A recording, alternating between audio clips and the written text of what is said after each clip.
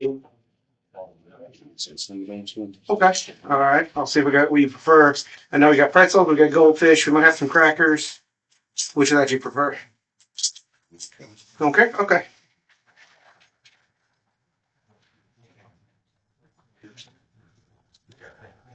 Budget cuts, so let's turn the heat off or turn the heat on again. Yeah, well, I don't know if it'll work.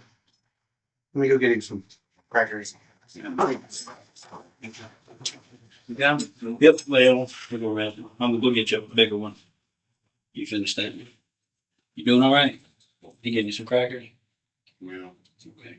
Yeah, anytime, man. I'll be back. I'm Jason Newhouse, by the way.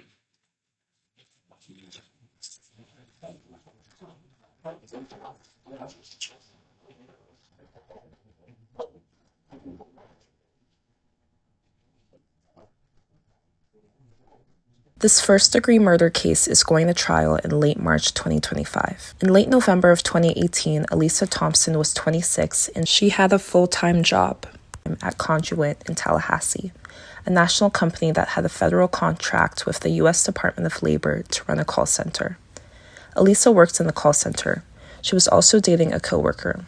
So on Thursday, when she had less than 24 hours of life left, she had to work. She completed the morning session of her shift, and it was time for a quick 30-minute lunch break. Her boyfriend left for lunch a little earlier as he headed to Publix, a nearby grocery store with a deli, to grab something for both of them to eat. Elisa walks out of the building that hosts the call center, but her boyfriend is not back yet. So Elisa walks to her vehicle to sit and wait for her boyfriend, who was due to return at any minute. Little did she know that there was a monster lurking in the parking lot, a man who was on the hunt for another woman, Shaterika, a co-worker of Elisa. The monster's name is Reginald Gibson. Just 2 days before, on Tuesday, Reginald had kidnapped his ex at knife point. He took her and their son to a home and he assaulted her. But Shaterika was lucky. Reginald's cousin arrived at the home. It was his home, and Reginald had to let Shaterika go. Shaterika had to go to the hospital to get stitches for a cut on her hands that she received while struggling with Reginald. She promised Reginald that she would not report what happened. The cops tried to find Reginald Gibson to arrest him, but couldn't. Shaterika sought and obtained a domestic violence injunction against Reginald. But Reginald Gibson had been hiding. He had learned that Shaterika reported what he did, that the cops were looking for him. Then on Thursday, Reginald, who did not have access to a vehicle, took a bus towards the place where his ex, Shaterika, worked. The bus stop was far away, so he had to walk about an hour to get to Shaterika and Elisa's place of employment. Reginald arrived there in the morning. Elisa Thompson's boyfriend actually saw the monster that morning, lurking in the parking lot and hiding in the bushes. Elisa's boyfriend then saw Reginald, whom he did not know, again lurking in the parking lot when he walked out of the building to drive towards Publix. Reginald Gibson was lurking there because he realized that Shaterika was not at work. At first, he was hoping she would show up. Then he realized she was not coming, so he suspected that she was in hiding somewhere else. But he did not have transportation, so he had an idea. He saw beautiful Elisa walk towards her car, so he approached her while holding but hiding a knife. With the threat of using the knife, he convinced Elisa to move to the passenger side. He entered the vehicle and drove off at fast speed. Elisa's boyfriend was arriving with the food and saw the vehicle speed away. He took a quick glance inside and saw a black male driving, but he did not put two and two together. He thought there must have been a family emergency and that the driver must be the father of one of her kids. Employee. As for Reginald, if his actions towards Shaterika and Elisa were not nasty enough, he put the icing on the cake by trying to suggest that Elisa wanted to do it with him. What a pathetic joke of a man. He kidnapped her at knife point during a carjacking, and he wants others to believe that Elisa consented to be with the man who then killed her so he could continue on his obsessive hunt for his ex. We wish a wonderful trial performance to Miss Calloway Scott and a just end for this person who took away the life of precious Elisa Thompson, a wonderful mother, sister, and daughter. Elisa was beautiful, smart, and full of life. She had earned a bachelor's degree at FAMU and was pursuing her master's degree. She was a proud mom of 2 kids, a boy and a little girl. Sadly, the relationship with the handsome father of the kids did not work out, yet she had a great support system, parents and siblings who loved her, and lots of friends. She had been very active at FAMU, participating in the dance troupes. Reginald ended her life just like that. May Elisa Thompson rest in peace. In this series, we will revisit the case. Here is the interrogation of Reginald Gibson. Don't forget the trial will hopefully start the end of March 2025, and we hope to have the trial here on Deep Dive True Crime.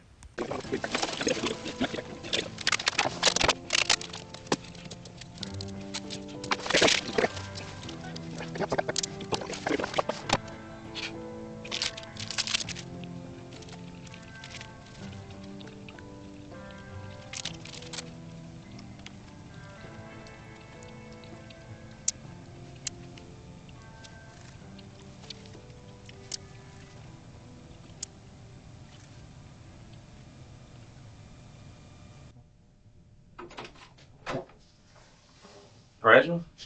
Hey, how you doing? My name's Nick Rogers. This is Jason Newhouse. I think you're doing that now. How you doing? Do they not bring you any water? Where's it at? You want trash? You want some more? No. If you want water, Coke or something, let me know. You don't have your identity longer, do you? You do? What's your first name? You just said it. It is Reginald, though. Alright. Where are you staying? On the street. Okay. Alright. How long you been staying out on the street? For a minute. I don't know. How long? You got family here in town? No, No. I'm from Georgia. Whereabouts in Georgia? Bainbridge. Is your mom and them still in Bainbridge? No, How long you been in Tallahassee? about 5 years. Are you working anywhere? I was working at Waterbury Krispy Kreme. That's what I heard. When did you stop working there? I know you didn't get fired. So why'd you stop working there? My fitness. Your feelings? You know, I met the wrong bitch. That happens. Yeah, sure. Yeah. Did you have kids with the one you're talking about? Yeah, How many kids you got? one, Boy or girl? boy, Boy, how old? 3. I've got a 1-year-old, 5-year-old, 8-year-old. 3's good age. You ain't got but the one baby? Well, Yeah. No, but all together? I got 3. 3. Lord. Boys and girls, or just how old's your girl? 7. That's the one that gets you. She's a princess, I'm sure. How often do you get to see your kids? You having problems with these girls letting you see them? How long's it been since you've seen your girl? I just seen her about 3 weeks ago. Oh, God, She in Georgia then? that's a long time now. Yeah, that's too late. I can't imagine going a day without seeing my little girl. My boys too, man, my girl. Me? I just feel very protective of her. Before you saw her 3 weeks ago, how long ago was it before you saw her? I don't know, like 2 weeks. You going too long? Is it they just don't want you to see them, or it's just hard to get up there? They just don't want me to see them. How come you don't get along with that mama? Mm-hmm. Something she did, or something you did, or what? No. When you split up, that's how shit be. Sometimes It it can be. It can be. Was you gonna work anywhere else after Whataburger, or what? What was you gonna do? What was I gonna do? Or what you gonna do? Mm-hmm. How long were you at the Whataburger?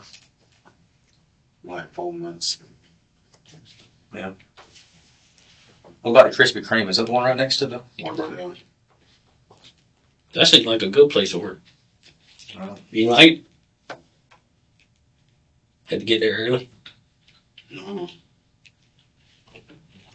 You work night shift there?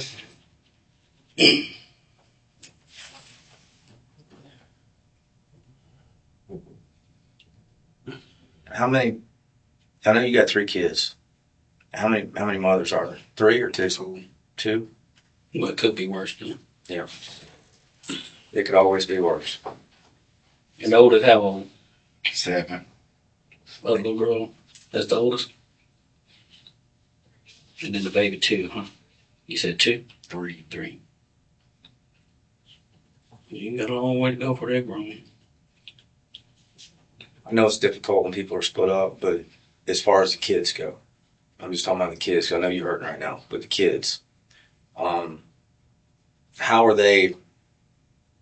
How are they doing? Like emotionally and in school and daycare and whatnot? Are they having any issues because of y'all being separated? They ain't old enough to explain yet. So Well, I mean, They acting out, the 7-year-old Are is. they acting out though? but the 7-year-old want me and her mom back together, but Of course. that ain't not happening.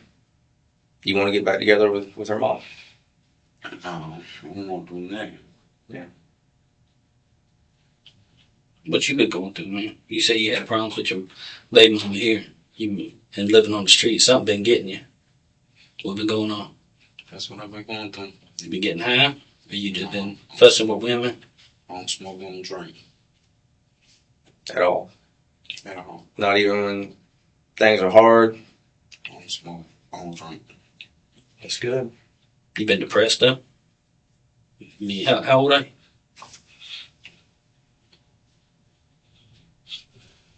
How old are you, Reggie? 31. 31, and being out on the street, that's got to be hell.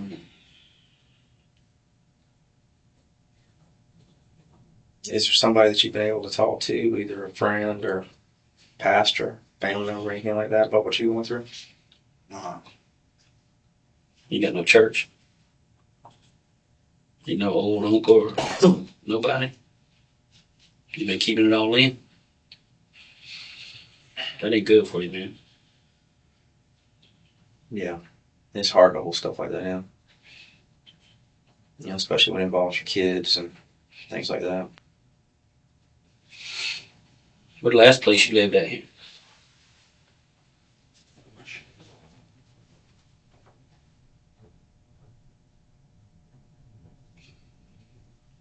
the 10th Avenue. 10th Avenue? Is that your cousin that lives there or your uncle? My cousin. You couldn't talk to him about none of all this? We were visiting him, so he can't get in my being my room. Why is it like that? Are y'all just not close? Or? We close. I just ain't never lived it out. Did it drive you wacky, man? Trying to keep all that in.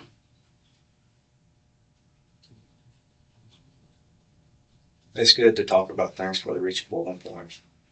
You know? Let it all out. Sometimes other people can look at the same situation that you're going through because they're not involved in it. They're a step away, so to speak.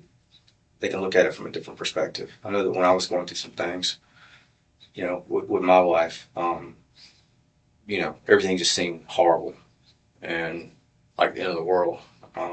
But I sat down and talked with somebody who was not in my situation, obviously, so he was able to look at it from the outside and kind of give me some guidance and tell me, you know, what I needed to do. A lot of the changes that I had to make were basically with me. But without being able to speak with somebody, I probably wouldn't have made it through. You hold all this shit in. You gotta learn to open up. It's hard to open up. You gotta learn how to do it for real. You hold it in and make you do things outside yourself, say things outside your normal self. Know what I mean? And that's what I was doing. You know, I wasn't acting like my normal self because I was holding it all in.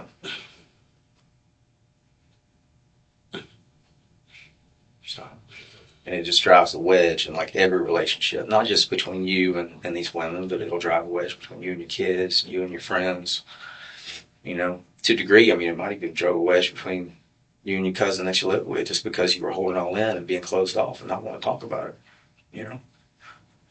I mean, I'm sure he sensed something was wrong. Maybe he just didn't know how to ask how he could help or what he could do. You know, especially if you've always been that strong, silent type to begin with. People tend not to get in your business, you know, because they feel like you can handle it. And the truth is, sometimes we can't handle it. Even as men, we can't handle it. We like to think we can. But sometimes the worst one. Yeah. You know. And that's what makes it so bad, is because we keep telling ourselves that we can handle it, we can handle it, we can handle it. I can get through this. That they just keep getting worse and worse and snowballing. And so there's no way we can get ourselves out of that situation. No way.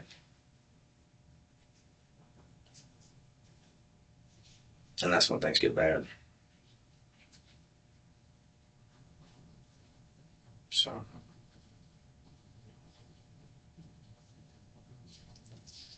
What are the names of the mothers of your children? It's Derek Dawkins and Kiara Bernie. Okay. Bernie. Yeah.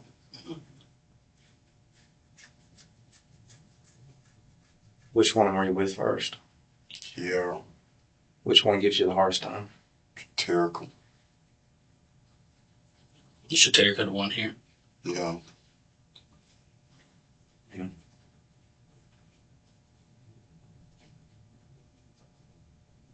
I guess you and her got into it earlier in the week. So.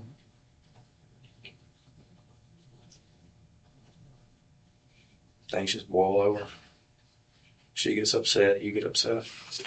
You say you don't want to be back with her neither. No, I did want her. I ain't want to be there.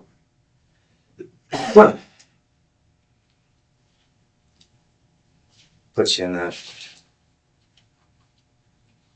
situation where you kind of have to put up with them, be around them, you know, just for the kids' sake. But it's hard. And I'll be honest with you, I haven't experienced this firsthand, but I've seen it. But a lot of times when a woman has custody of the children, they will use those kids as leverage to hurt you. Just like you're talking about. They'll keep you from seeing that kid just to hurt you. They'll make it difficult when you do see them, so that you can't enjoy that time together with your kids. And I see that happen quite a bit, unfortunately. Too often. So, not just at work, but I actually know some couples that are like that. You know? So. Should Derek do that to you? Derek do a lot of shit, huh? Yeah. How long y'all been broke up?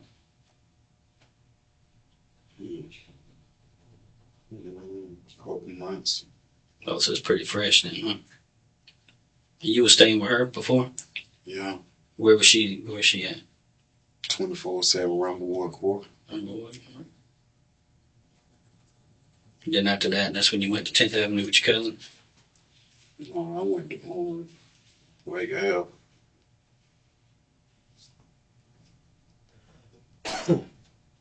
What'd you move out with your cousin for? Got into it with her. At the house? No, I got into it with her. I guess at the house, yeah. Your cousin ain't want y'all around no more? My cousin went up. No, he got into it with her and moved in with her. Did, was she mad because y'all broke up? No. No?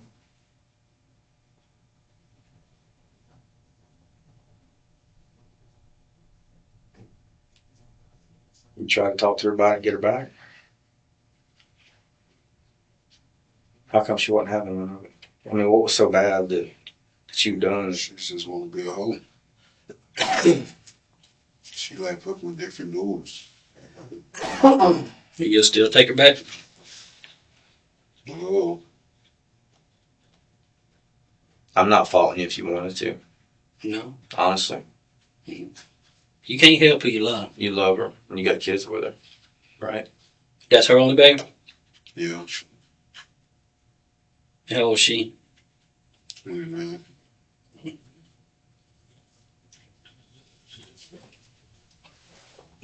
Before I got married, I was in kind of a similar situation. We didn't have kids, so it was a little bit easier. But I mean, I hear what you're saying about a girl stepping out, but you love her. She's the greatest thing ever. So you keep thinking that she won't do it again. She won't do it again. And sometimes they don't. Sometimes women screw up once and, they fly straight from then on. Then you got them that are just, they can't be with one man. Habitual offenders. Yes, habitual offenders. That's exactly what I was thinking. Keep on. And that's what I had, was a habitual offender. And I just couldn't see how bad it was at the time. But yeah, she was a habitual offender. So and finally I wised up and realized it wasn't ever going to get no better. It was still hard. It was terrible. But not as hard as what you wanted to because we didn't have a kid. But we were together a long time.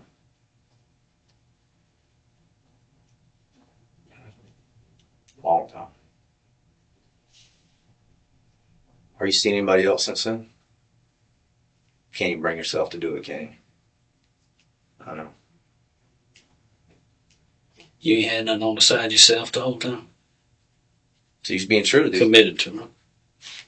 Like Miss Dawkins, you're being true to her? That's what we want. Hmm? Yeah. Yeah? That shit there. Kira.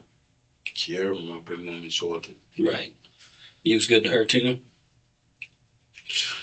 Somewhat. The best you could? Yeah.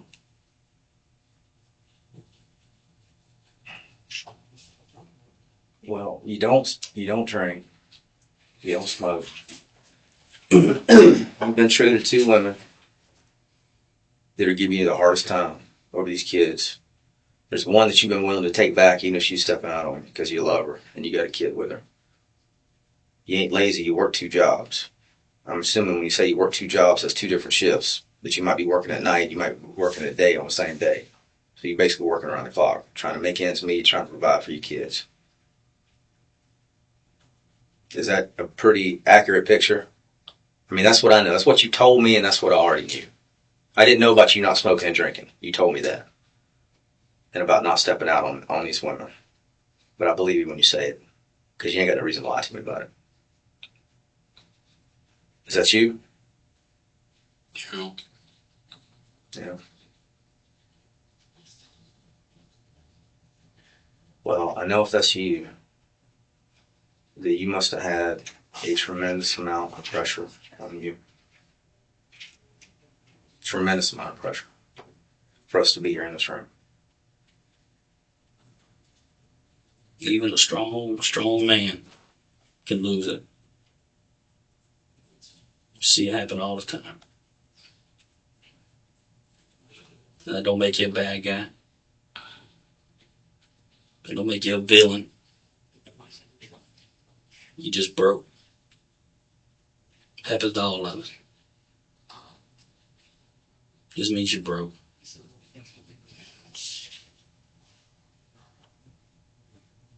Sometimes the world will break you, Reg.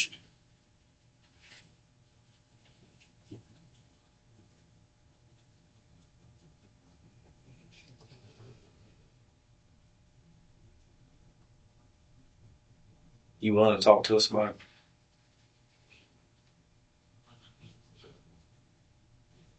You won't.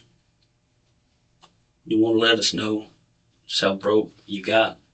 You want to let us know from your heart and your words instead of letting what everybody else sees be the history of all this?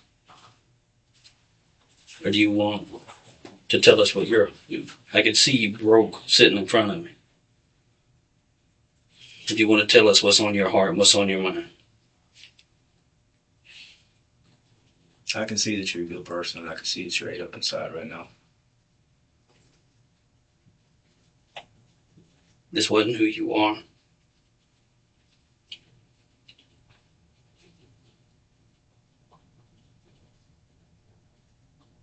It wasn't who you are, Reginald.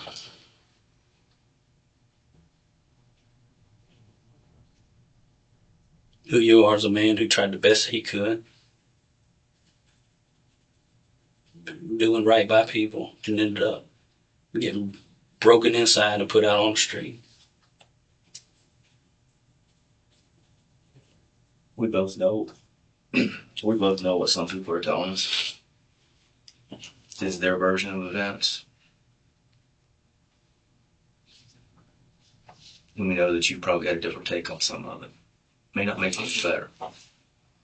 You know, we've been doing this for a minute, and even somebody that ain't a police has got to look at common sense, knows that the truth is always somewhere in the middle.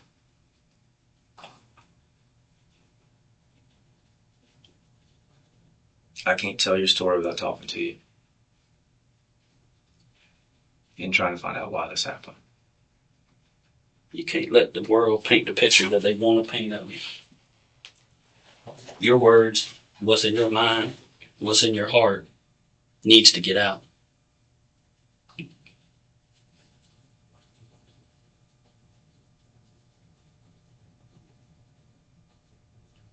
just got to know how low and how down and broken you felt.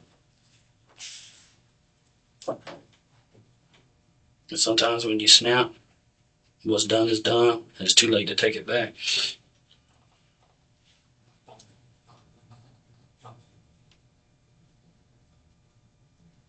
But we also know there's extenuating circumstances. And I'm finding it hard to believe after talking to you that what's done was just done in cold blood. You know, I know that something might have happened. And then things might have got out of hand. And that something might have happened that you didn't mean for it to happen. But we've been working on this all day. And we've talked to some people. We've gathered some evidence. And that's why we're sitting here in this room with you. It's because we wanted to talk with you. Not necessarily because we need to. Because we don't. But I felt like we owed it to everybody involved. Families, and even you. Just to offer that. To see if you wanted to talk to us. And if there's anything that you can explain. If there's anything that might bring peace to you, peace to a family.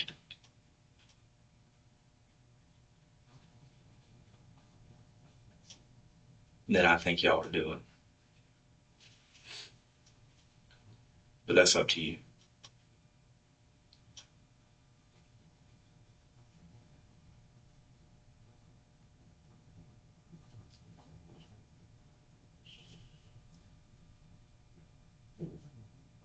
You don't have to carry it. I mean, you've been carrying all this. And this is where it's got you.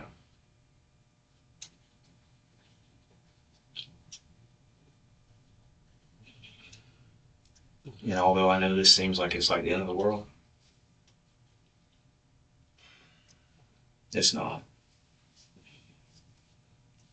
It's a horrible thing that's happened. Terrible things happen.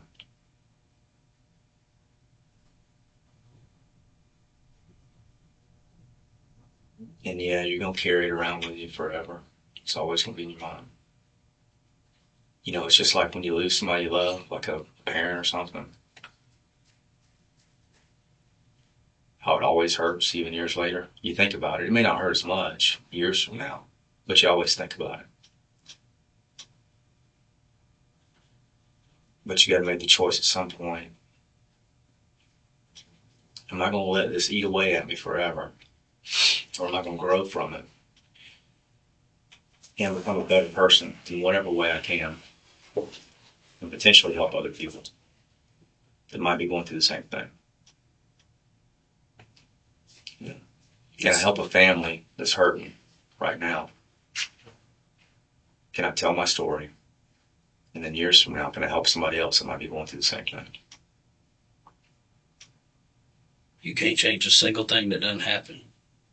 But you can make it better from now. You can. For yourself. And like you say, for people that are hurting. You can be that guy that mentors every young man that you come across from here on out that's going through the same issue. You can make that your name and your legacy. This is what happened to me. This is what I did. This is how you can up it on that same path.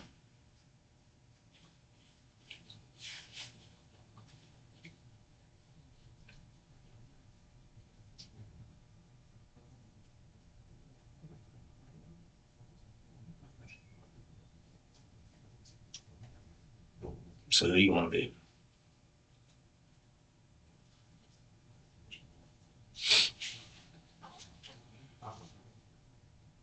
That guy that hangs on to it, carries it, or that guy that tries to make it right? Can't make it right. Can't make it right. You can't change what happened to Reginald. But sometimes, like they teach us our whole life, sometimes saying you're sorry and saying why. My thing is,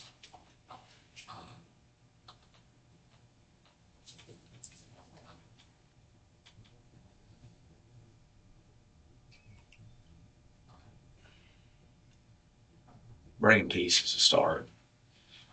First of all, I was just there 2.5 years in prison. Or a bitch ain't have no love for me.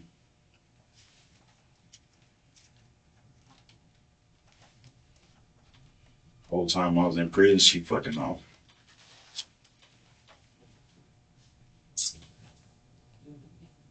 I get out. I decide not to do things I was doing to take care of her. I done took care of her too much. I took care of her the whole time she was down.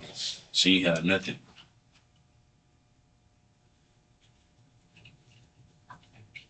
But as y'all know, I was selling a lot of drugs. So I'm quite sure y'all know my charges and stuff by now. You were doing that to support us. Right.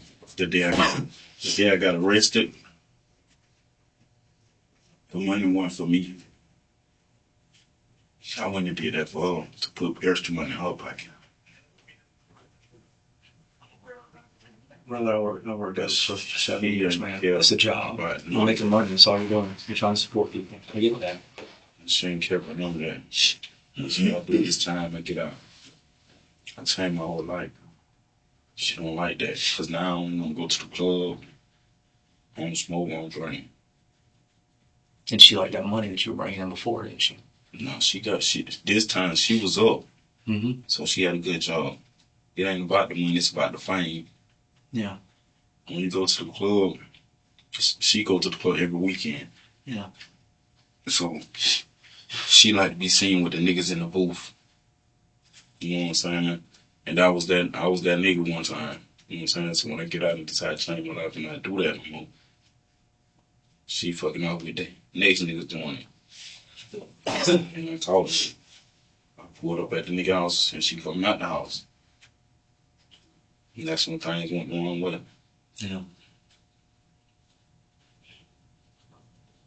And that was, she showed me that she really didn't give a fuck about me. That Kira. No, that's terrible. Kira.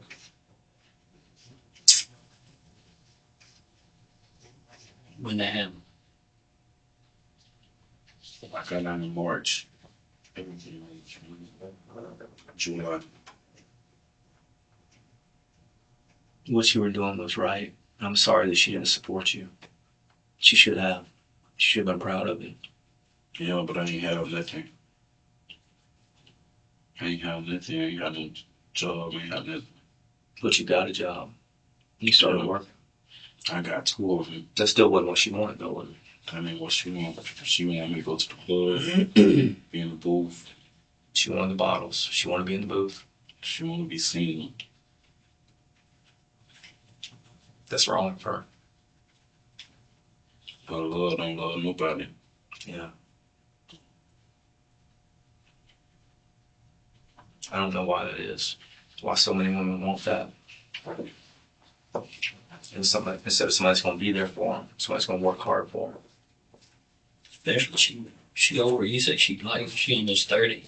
Right. She ought to be grown out of that. She been going since she was 18. So I don't see why she ain't grown up. And she had a baby. Now you got to give you a moment. Our baby every weekend to go to the club or go out of town. So my son had a temperature of 104 degrees. She want to get her mom or my son to watch while she go out of town with some nigga. No. Like, That don't sound right. No. That's wrong. That's evil. That's wrong. That just happened in July. That is.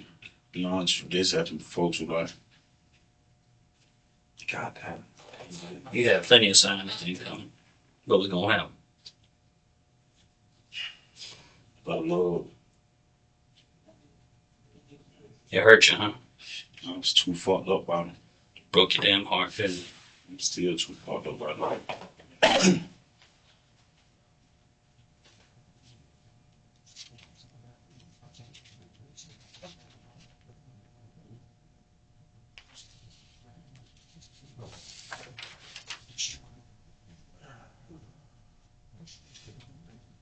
It led to. It just tore your life apart.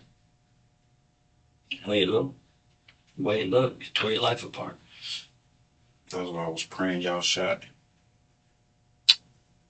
I wasn't there. We weren't there. We heard on the radio. Sounded like you're ready to end it, huh? That's what we were thinking. And I was scared. I was scared for the officers. I was scared for you, because that's what I was thinking. Let it show you something, Reginald. That these girls have done you wrong, right? Treated you bad, stepped on your heart, tore your life apart. Don't give a damn about you, right? People still do.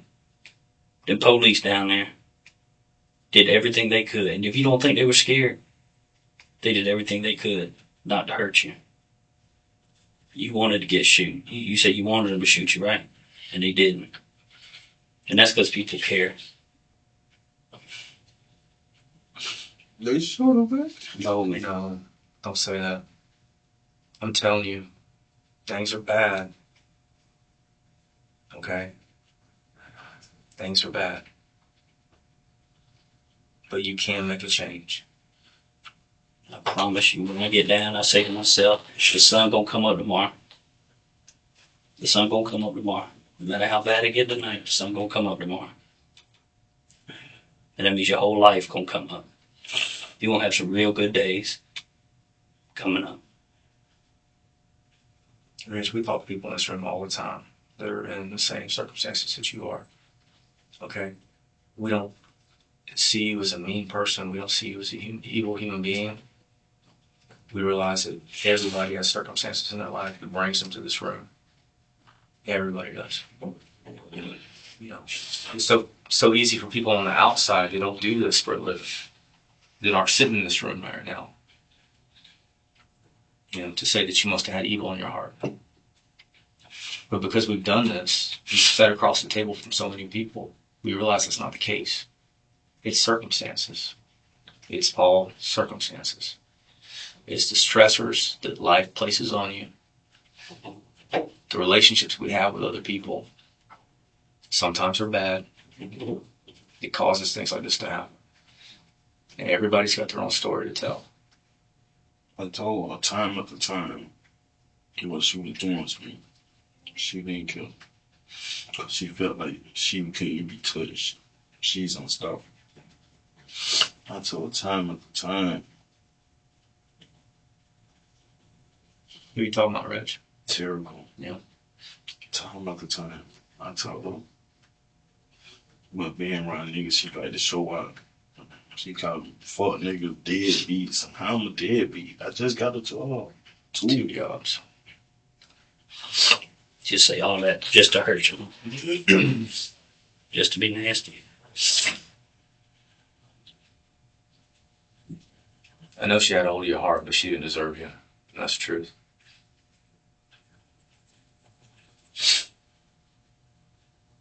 And that's the truth.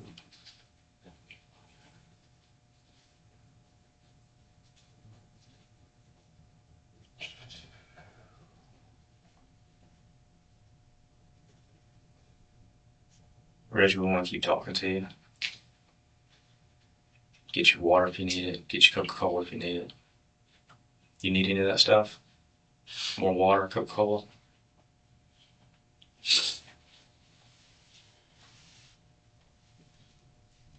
Monster energy drink?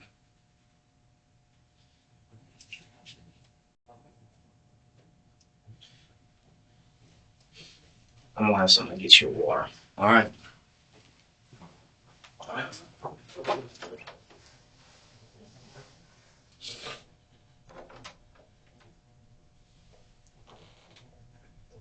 We know you heard, dude.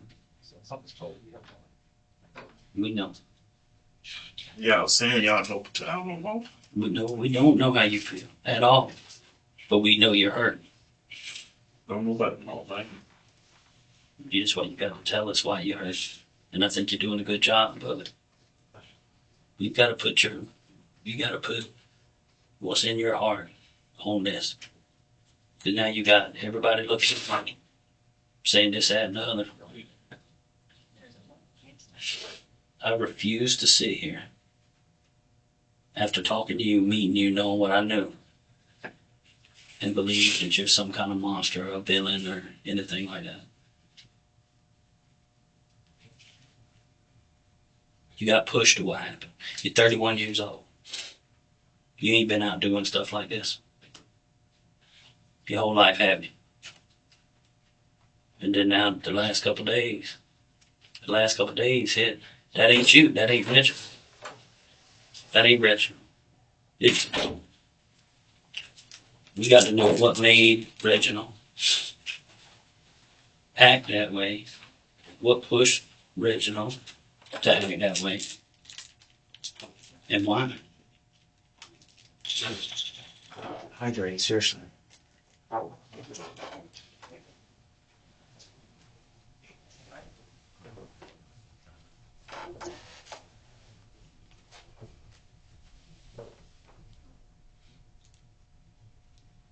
Did you mean for anything to happen?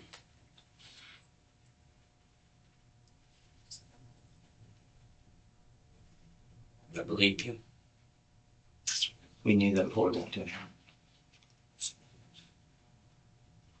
If we didn't already know that, then we wouldn't even bother to talk to you. There wouldn't be any need.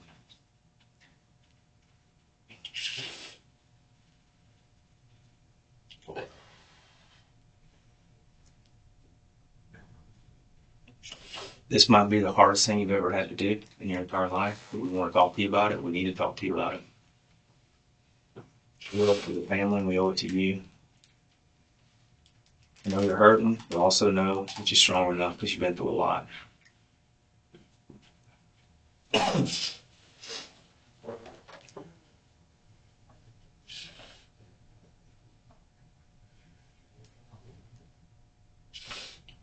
If you're ready to talk to us, we're ready to listen.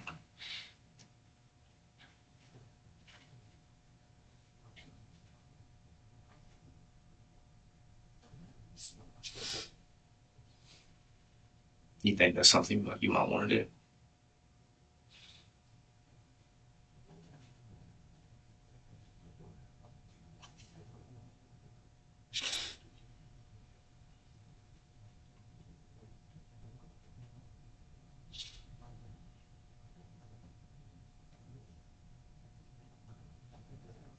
Where was y'all 3 days ago? I don't know, but I wish we'd been. God, I wish we'd have been there.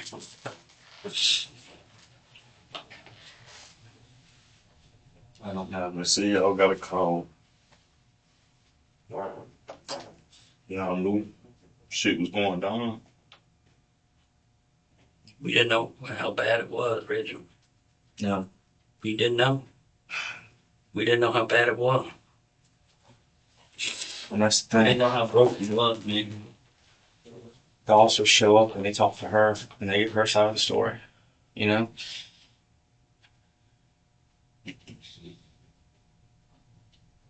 We had no idea what's been going on all this time. Not just with her, but with the girl up in Georgia. And your 3 kids.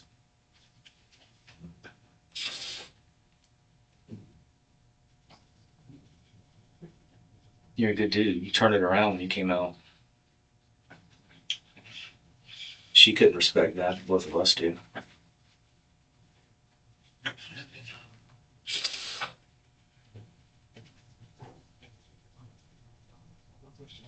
We can tell you've been panicking.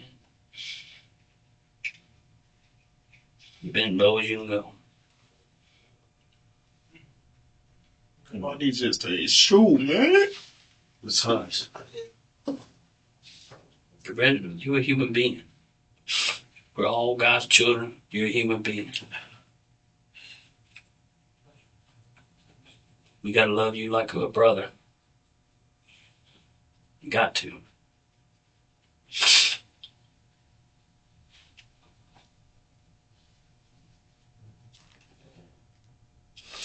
If they had shot you and killed you because that's what you wanted them to do, your story would have ended right there. The story that your family, that her family would have known, that ended right there.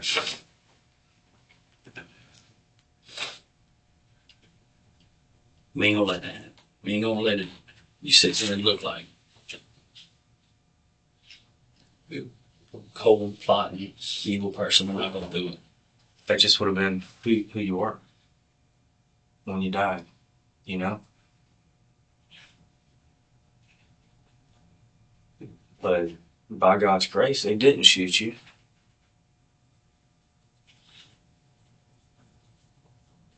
And I think you're happy they didn't. Or at least you feel some relief they didn't. Because nobody wants to die. You feel like you do still? Well, I'm going to try to change your mind on that. Because I'm telling you, if you'd have died tonight, that's how people would have remembered you. No matter. It's gonna matter. Yeah, it does. No, it wouldn't matter because I wouldn't know. I'm in the bed. I would have been dead, man. I see crazy. If it takes 10 years, if it takes the rest of your life, okay, you're not going to change what happened, but you can make atonement. Sure can. And atonement is not years spent locked up. That's not what atonement means. You can make a change. You can make a difference. You know, people always ask, well, if God exists, why did he let so-and-so die? Why did he let so-and-so get killed? Why did he let this earthquake come, this tornado, this hurricane kill all these people? It's so hard for us to wrap our head around the fact that, God allows things to happen for a reason. You're alive for a reason, Reginald. We ain't gonna waste it. This whole thing happened for a reason, as horrible as that is. And as hard as it is to grasp, it all happened for a reason. Now, it's up to you what that reason's going to be. If it's going to be to atone for it and help other people, to bring peace now, to help people for years to come. How many other men go through what you go through with your women? How many young men got locked up and were thinking about, when I get out, I ain't going to sell no more. I ain't serving nothing else. I'm going to go straight. And they get back out there. And baby mom's demanding money. She wants to go to clubs. She wants the car. She wants the shoes. She wants the rent paid for. So what do they got to do? They got to go back to that life.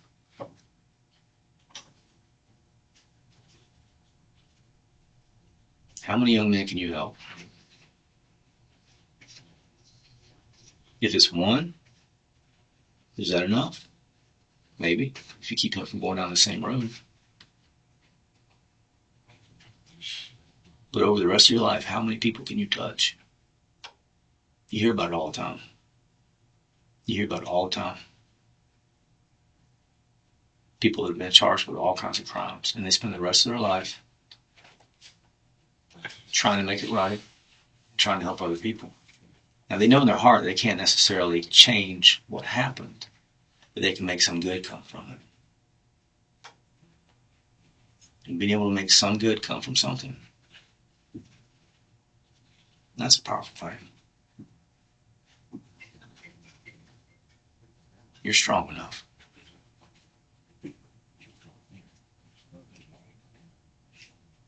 I don't want to see you draw into yourself and just be depressed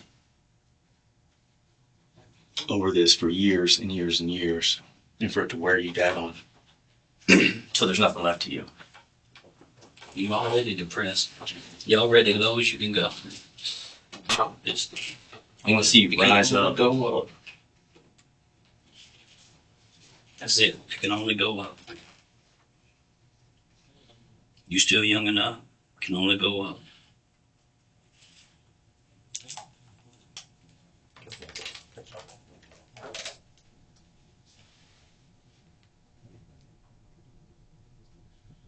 I'd rather have you looking forward to the opportunity, to the challenge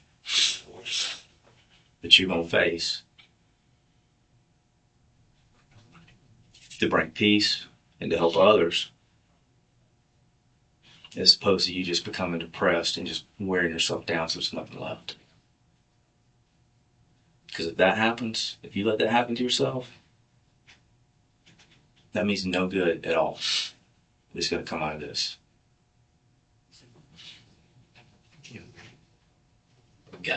We got to do what's right. We got to do what's right by you, by the people that are hurting real bad right now. Real bad. It's definitely the worst day of their life. And so they can crawl up off the floor and start looking up. Like you gonna start looking up. We got to do what's right. We got to know why everything happened the way it did. Do what's right for that family. Do what's right for you. Do what's right for your children. So that years from now, instead of looking down at you, they're looking up at you. Saying, yeah, this is what he did, but this is what he made of his life afterwards. This is how many people he's helped. This is how strong he was. Be that guy. Be that man. Be that dad. Be willing to fight through this depression. Be willing to make the best of it and to make the most of your life from here on out.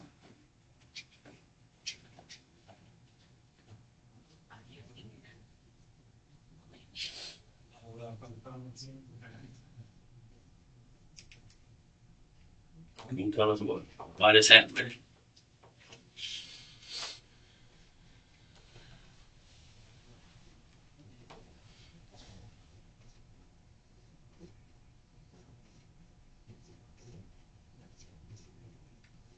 We'll listen to you.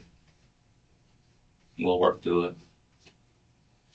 And we're going to take into account everything you say. If you tell us something that we need to go look at and investigate further, we're going to go do it. Now, tonight. Like I said, the truth is always somewhere in the middle. Right now, there's people that want peace, and there's things that you need to get off your chest. We will listen to you. If you tell us something needs to be done, that we need to look at something, we will go do it. Because we have to speak for everybody that's involved, you included. We don't make opinions. We work off of fact.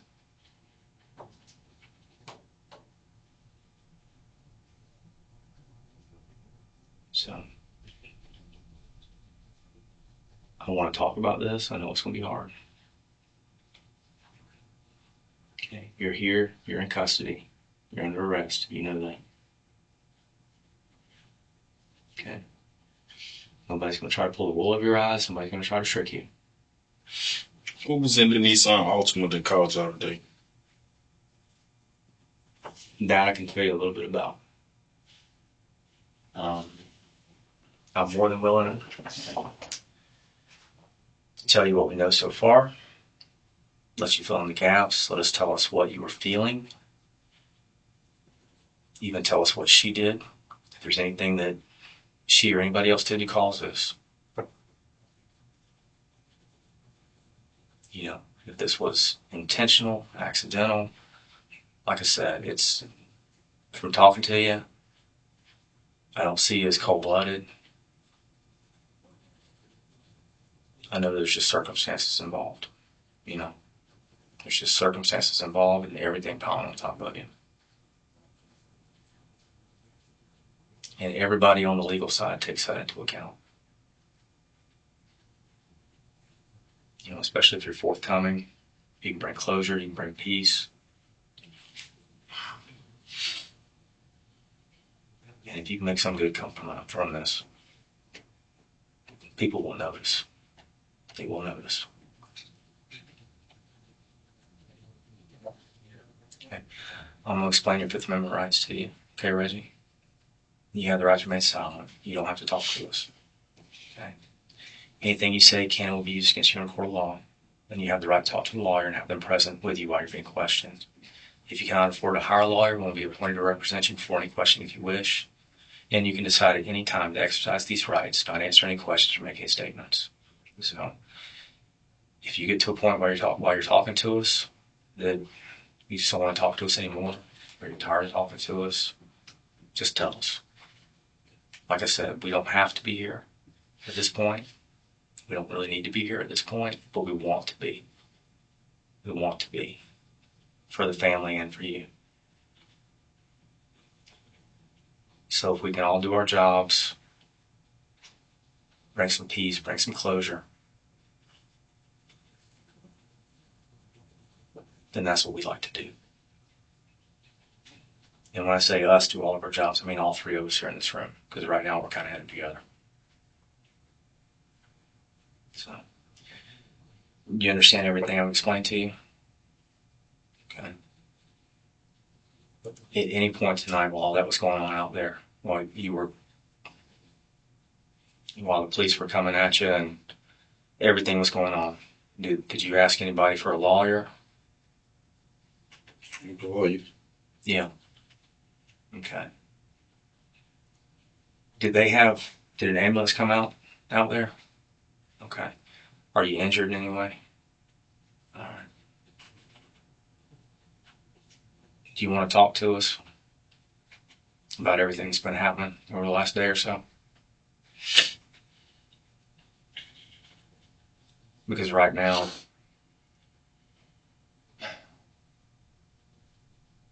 we got a family that wants to have some questions answered. And it's time for you to tell your story. You know what they want to know? We want to know from the beginning, from lunchtime at her work, in the parking lot,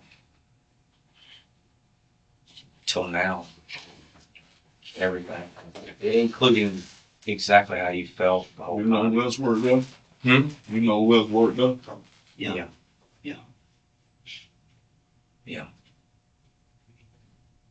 Yeah, we do. I talked to her today. You're talking about Miss Dawkins. I talked to her today. Another investigator had already been dealing with her over the thing that happened at the daycare. To be honest with you, I didn't know anything about what had happened to the daycare until she made herself known to me out there at that call center. So I think I got to hear it from a different perspective, I think, because I didn't know anything about what happened before. Some of the things that you've said, I guess, about her personality, I can kind of see. You seen her at the call center? Yeah. Today? Yeah. So, but, I mean, there's a lot of information that's out there, you know, including that video that's on Facebook. Have you seen that? Yeah. I knew that you had. I was worried. Really worried that you might do something to yourself after you saw that video. That's nothing to do it with. You thought about it? I'm glad you didn't.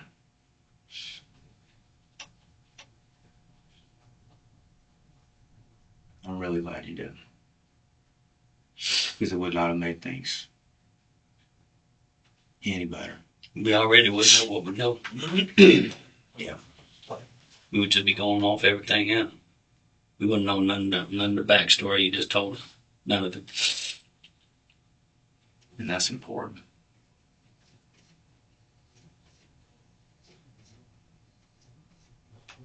Richmond, do you want to talk to us about what happened at the call center? You want to put your side out there? How do you know Elisa?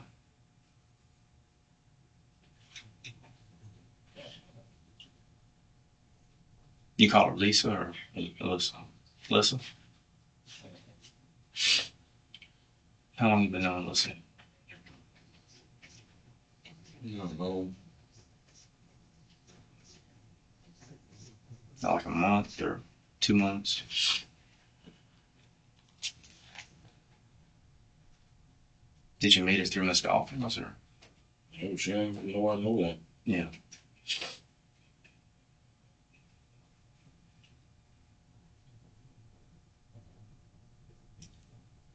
When you went out there to the call center yesterday at lunch, there were people in the parking lot that saw you there.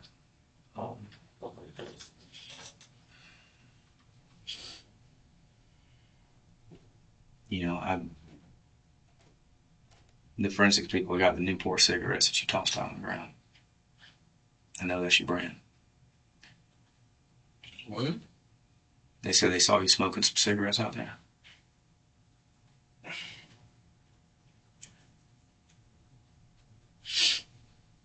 You wasn't smoking while you was out there?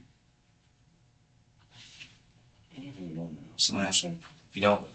You smoke one? smell so much. Don't remember.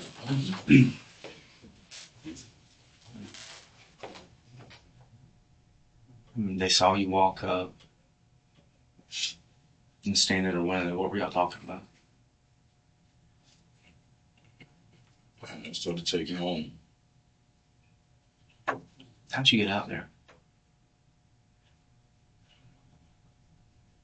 Walk. You walked all the way out to that place on Mayhem? Where'd you walk from? Busted up. Which one?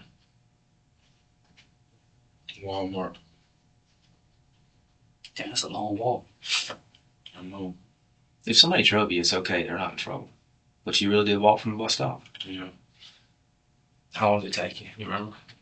About an hour and a half. Yeah. Did you stop at that store or anywhere else along the way? No. What was you going there for? Terrible. Just talk to her. Yeah. What changed your mind about talking to Terica when you got there? Terrible window. She just wasn't there that day? How did you find out she wasn't there? Car window. Yeah.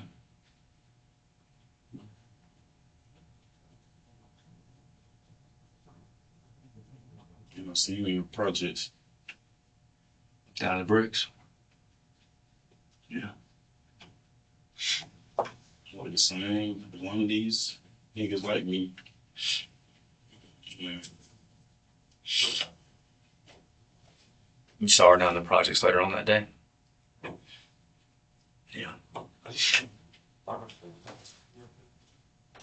Got your license. You asked her to give you a ride home. What'd she say?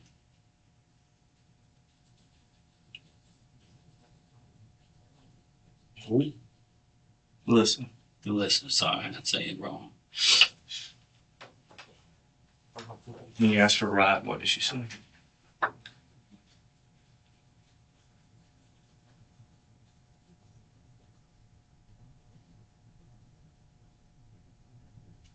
I know he's worked up about Miss Dawkins.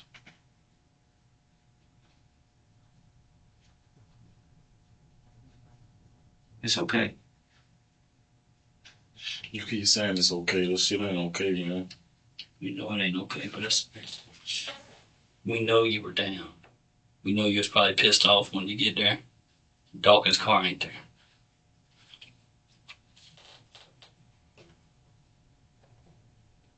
Did you want to go home or did you want to go and find her down the bricks?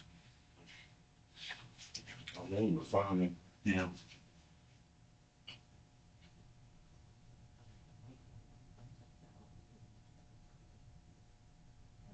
What happened? First of all, y'all,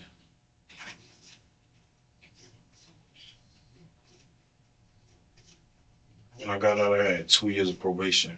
Mm-hmm. And in violation of that probation, I was looking at 15, 20 years. Yeah.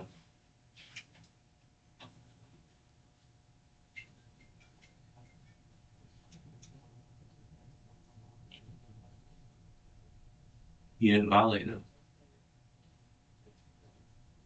Did you violate? She told me y'all said y'all was charging me. Are you still on paper? She said y'all was gonna charge me That's what she told you? with kidnapping and something about a child. Talking about from what happened earlier in the week. She called you up and rubbed that in your face? She told me that. See, you ain't give a shit no more then. Right. You ain't give a shit no more. You wasn't even thinking no more. I lost it.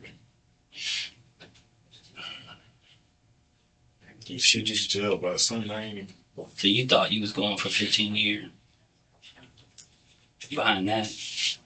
And we'll get to that later on because it sounds like I need to know more about that. So when you walk up to her car, I'm talking Elisa. What's going on? Elisa. When you walk up to Elisa's car, you was wanting to go find Dawkins. Miss Dawkins. Wasn't thinking straight.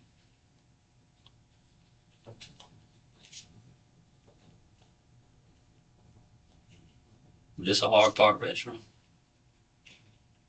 This a hard part right now. What happened when you asked for a ride?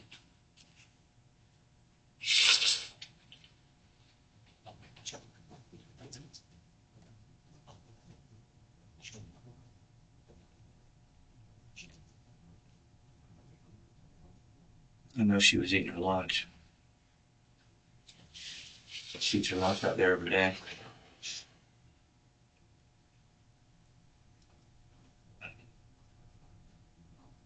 She couldn't leave because she only had a 30-minute lunch break.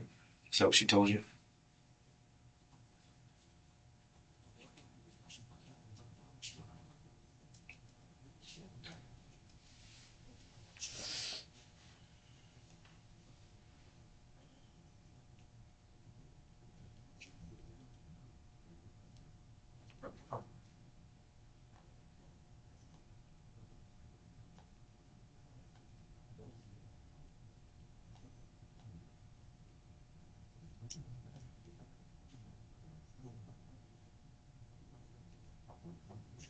So I never had charges on me. Hmm? So I ain't got no charges on me before this. No, she put charges on you. She did. Like I said, I didn't know anything about that until today when I talked to her. But I think a lot of that might have to do with the fact that I don't know the circumstances. I do not know the circumstances. For whatever reason, you didn't get to tell your side of the story to the investigator. I don't know if that's because you chose not to or because he couldn't I find can't you. even come to the investigator. There was another investigator that was working that case. So So I don't, like I said, I don't know if he couldn't find you or if he tried and you don't want to talk to him. But you didn't get to tell your side of the story.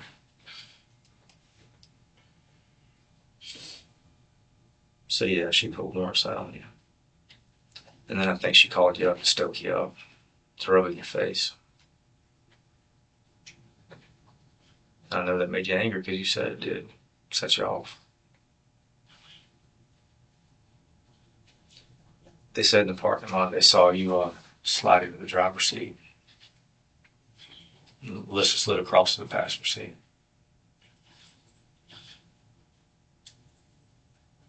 And y'all left.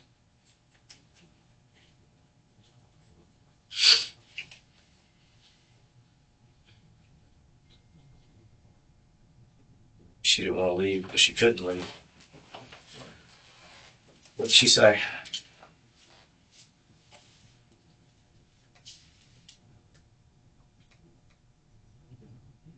Don't know exact words. That she couldn't leave? They're tied on there. They got to clock out of their computer and they got to clock out of the door.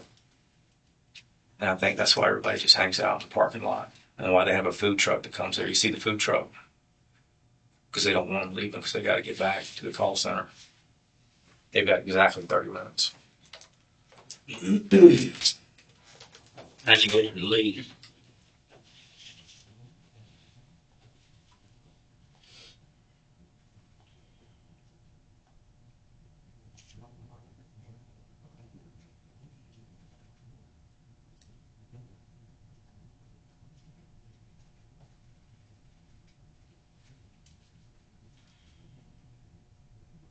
Were you so dead set on finding Rico that you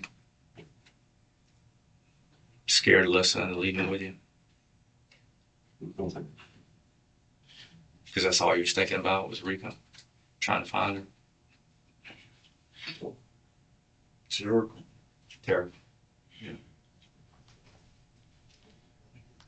Yes, I guess I scared her shit.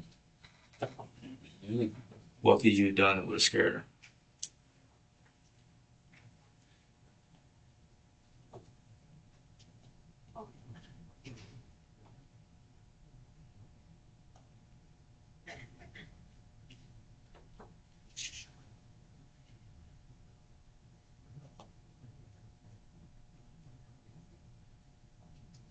I just told her I didn't want to hurt him.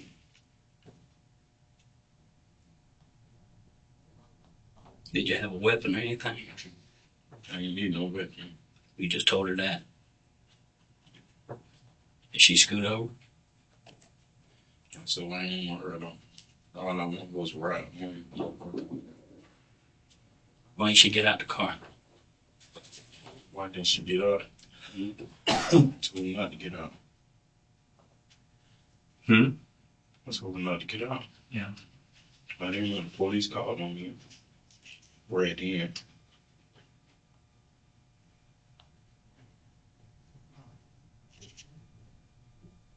Because you had to go find that girl.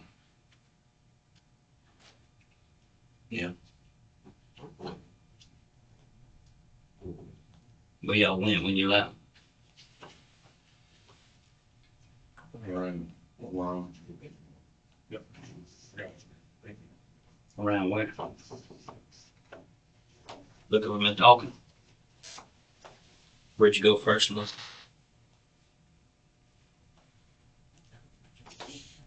Some brakes. You seen her car there?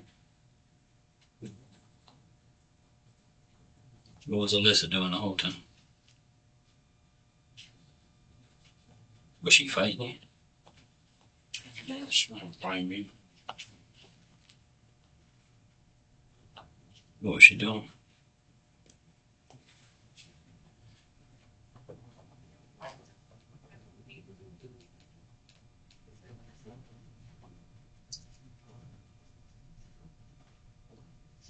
Did she make it to the brakes?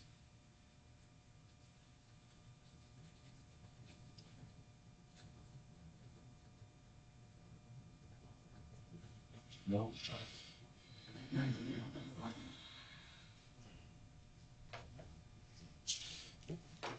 Happened.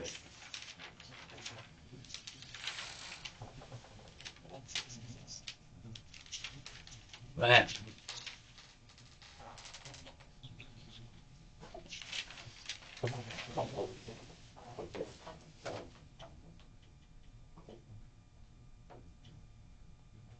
So I had my fault to this like 2-3 times. Not that day. But Brian.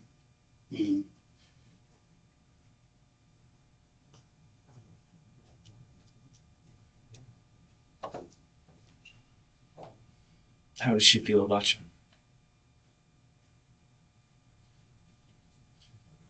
I guess she trusted me enough to know I want to hurt him.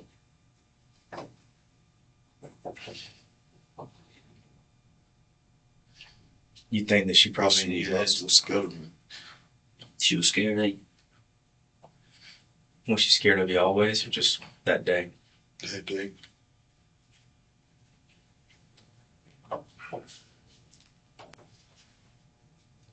You trying to have sex with her again that day? Yeah, that was 6 weeks. Yesterday. Yeah. Right in the car.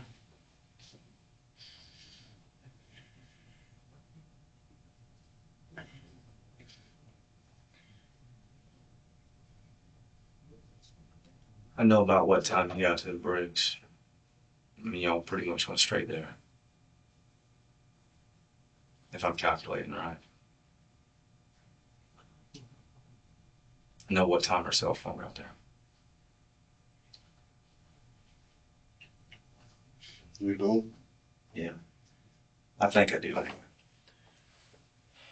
Did y'all go straight there? Or am I wrong? We didn't go straight like Where did y'all go, like, right off the bat when you left for work?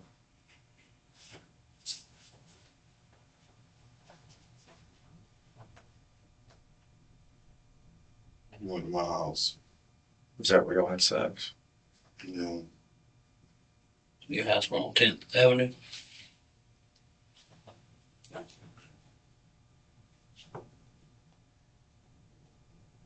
But what went wrong?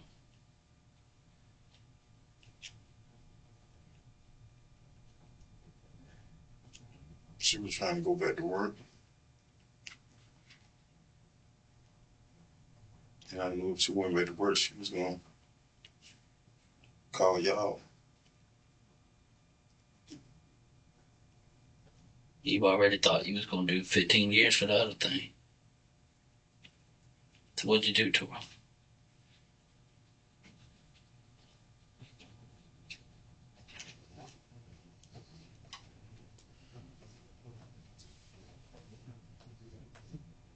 There's blood on the pillow.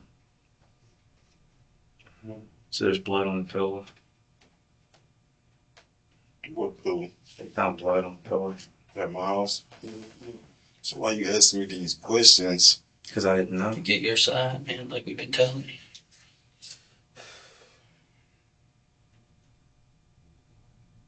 That blood on that pillow ain't hers. Okay. And that's why I'm asking. That's why I'm asking. I know you felt like everything was coming down on you and you couldn't let her leave. That's And I know you said she was scared when y'all left for work. this thing. Hmm? This the thing. Yeah.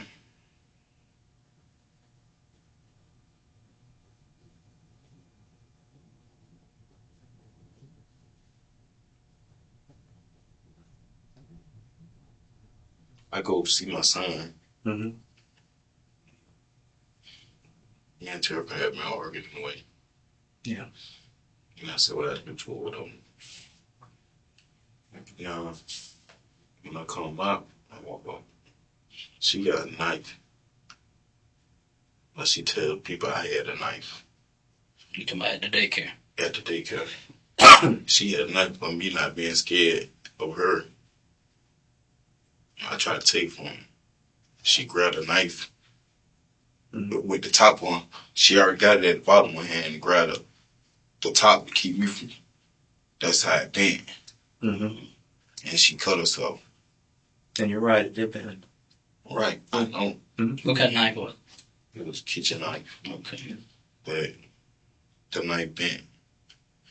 And she cut herself. So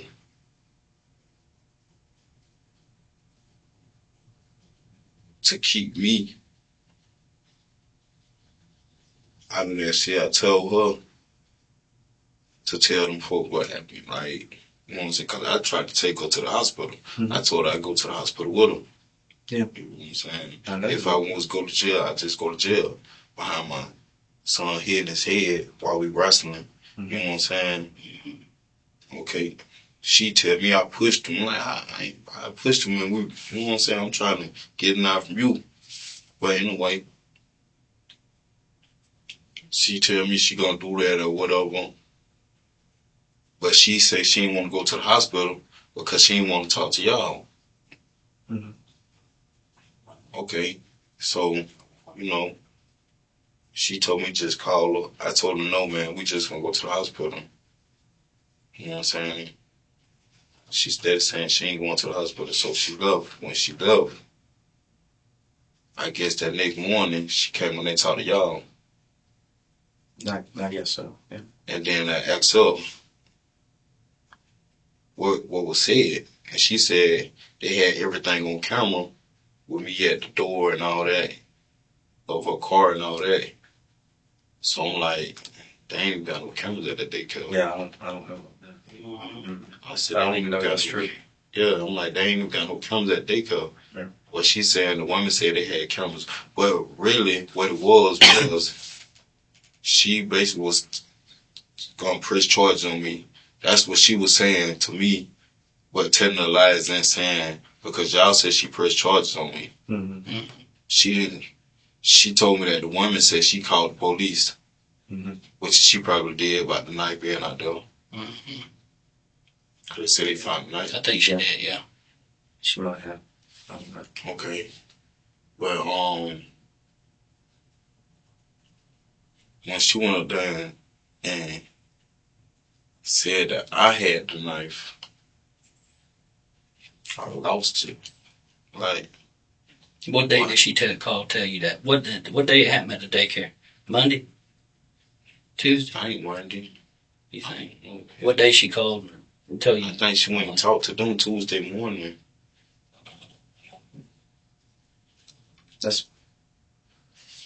I got my days mixed up. That's probably about right. Monday and then Tuesday. Yeah. What day? Yeah. Well, anyway, I called her, asked her what going on. So she tell me that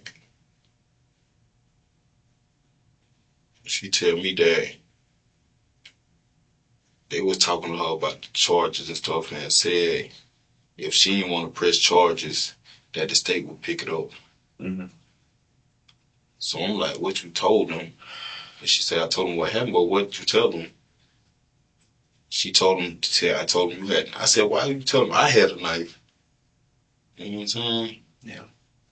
That's how much she don't care. You know what I'm saying? And knowing I'm on probation if I get violated, especially behind something like that. My charge carried 65 years altogether, the charges I had. Sometimes they hold kids over your head. Sometimes they hold that paper over your head. Yeah. Sure will. Right. So she knew that. And still did it. But in young, she still did it. She felt like I hurt her. Knowing even all the shit I talked to her, yeah, I would have never hurt her. Yeah. You know what I'm saying? Never put hands on her before, none. No. I don't believe you. So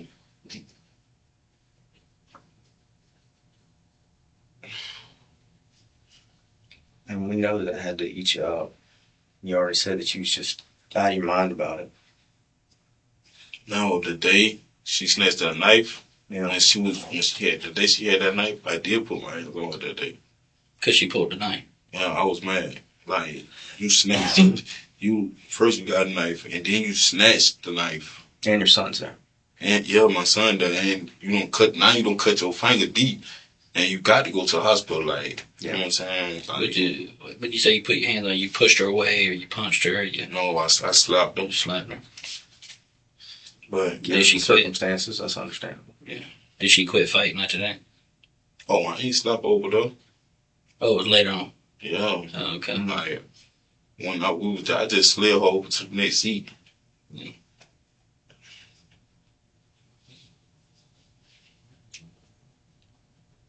And then yet again, she had like she don't care about that going on. And I lost him. So I told her she was gonna get me out this time behind something she caused. Then I was gonna hurt her too. Yeah. Well, Alyssa ain't the one you was after. Hell no. How does she wind up getting hurt then? Answer me this, because somebody's going to ask the question and I'm going to have to tell. When y'all went back to house on 10th Ave. Was the sex consensual? Yeah. She wanted to have sex. Me and her, like, It wasn't against her will. no. Y'all have had sex before, right? Right. But the thing is, she, like, after we had sex, she was saying she had to get back to her job. Yeah. You know what I'm saying? Like, So, I mean, that would be like you having to get back to your job, too. right. She don't want to get fired because they are tight on over there. But I know you said you didn't want to leave because you were going to call the police. Right. And you still had to find Miss Dawkins. How'd you stop her from leaving?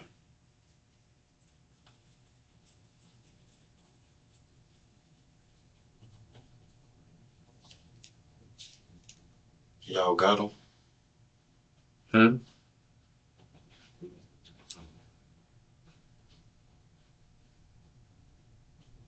That's one of the things we need to ask you about. The family's going to need closure on that, buddy.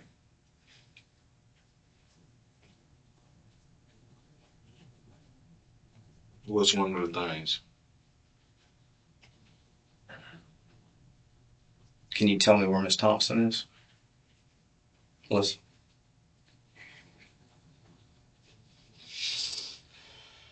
We can come back to the other one, but can you tell me where you put it?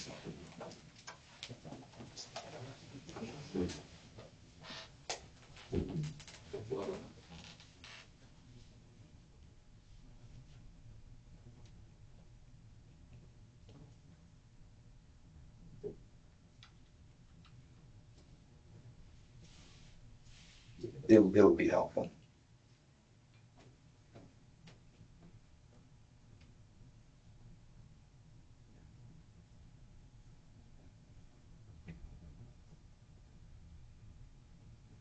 That y'all found him.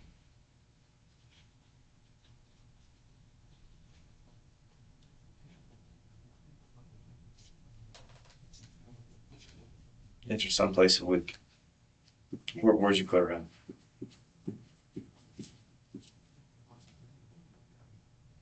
Nowhere. I ain't put him nowhere. Somebody else put her somewhere?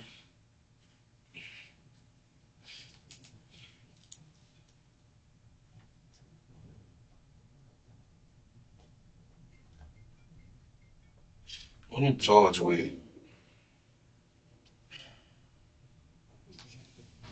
Right now, for sure, the charges that Miss Dawkins put on you. I told you when we walked in here, I wasn't gonna lie to you. I'm not gonna lie to you because you've been straight up so far. You're having a hard time talking about some things. I understand that. I do. Right now, we have a lot of evidence that we've already talked to you about, and some more. Evidence that you took Miss Thompson from her place of work. We know that you had her car. I mean, obviously, you've seen the video that we've seen that somebody posted on Facebook. That was her car? The vehicle that she was in when you went to and got her to work. Yeah. That you drove away in. That was her vehicle. And you're on video in that same vehicle, tossing her cell phone over the fence. We have that cell phone. That same cell phone that she used to call Miss Dawkins on when you were trying to find her, when you were talking to her.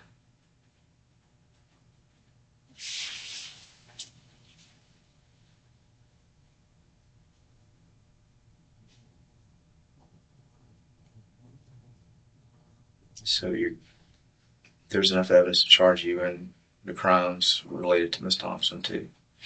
What crimes related to her? Murder.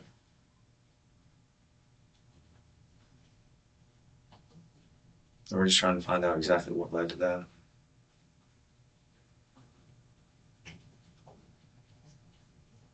And you said something just a second ago. You said you didn't leave her anywhere. I ain't never nowhere. Where was the last place you saw her?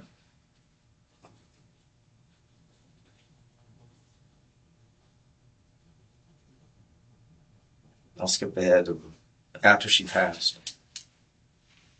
Where was the last place that you saw her?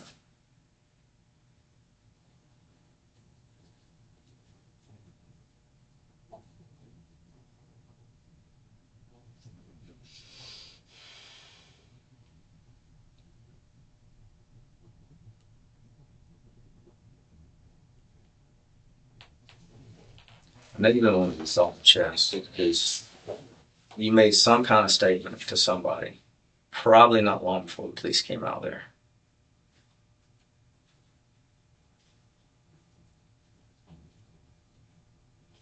And that person called us, and that person's been interviewed. So you were trying to get it off your chest with them. And I don't know if you know that person or not, because I haven't talked to them. There's other investigators that are doing that. But I know what they said when they called in. Yeah. And if I heard the 911 tapes correctly, this person that called in said something to the effect of, he told me that he thinks he killed her. What does that mean? Because you either know what happened. You either know if she's Somebody passed. called you and said that? Yeah, is that true? Have you talked to anybody about this? Even some random stranger that you saw, maybe when you was out there by the pool? I ain't talking to no strangers. Anybody you know?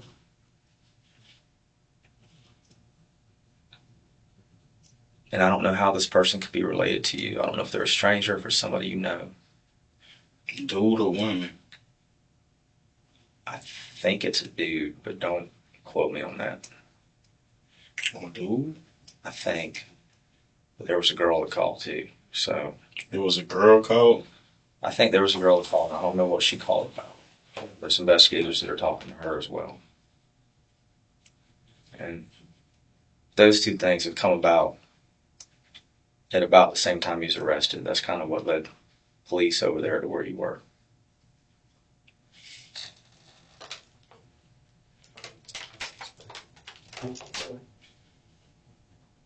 So I think you might have told somebody because you're trying to get it off your chest. And I think you went back to Miss Thompson's apartment complex. You knew where she lived. You'd been over there before, I guess. Just, I don't know why. Because you wanted to be found? Maybe. Do you know why you went over there?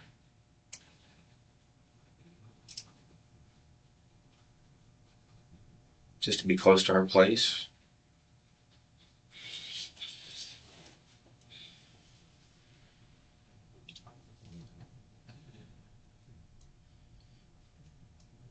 It sure don't seem like you meant this to happen. No. You said she couldn't go back to work because of what Miss Dawkins did. You already thought she was going to prison for 15 years. Yeah, I said she didn't make it to the bricks after you left your home. You gotta know what happened, what blew it up like that. What happened to her.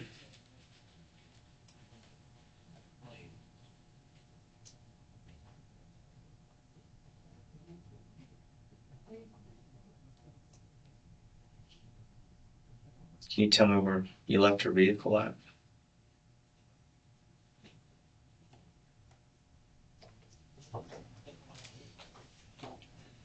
Be answering questions y'all already know.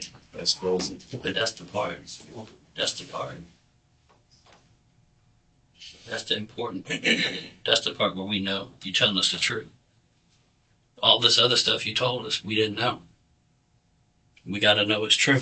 You know, by answering things we already know, that's how that you know. I won't lie to you, you're right. I already know the answers to those questions. The reason I'm asking is just so that later on,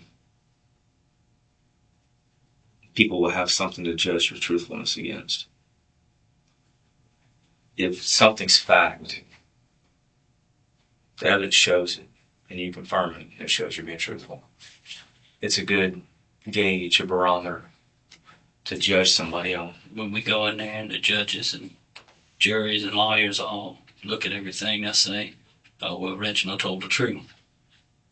Now, of course, you tell the truth if we tell you every single thing we know. Let them live in court. And you answer.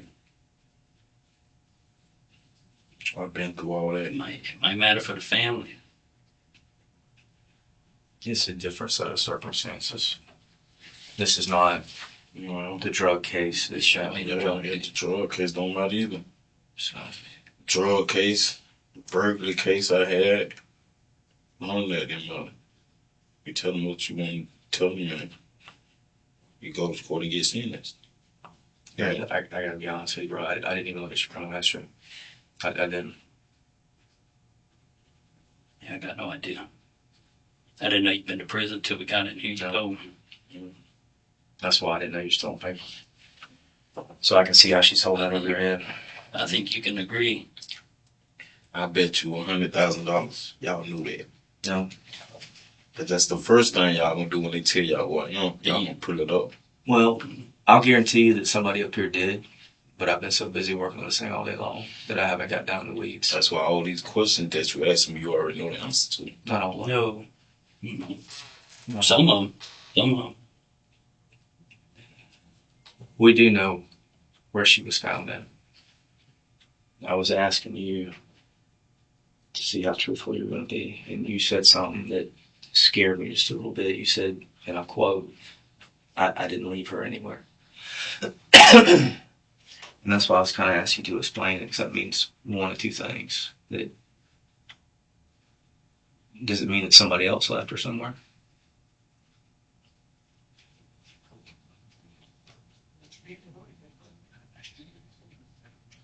Or is it a figure of speech that I didn't leave her there?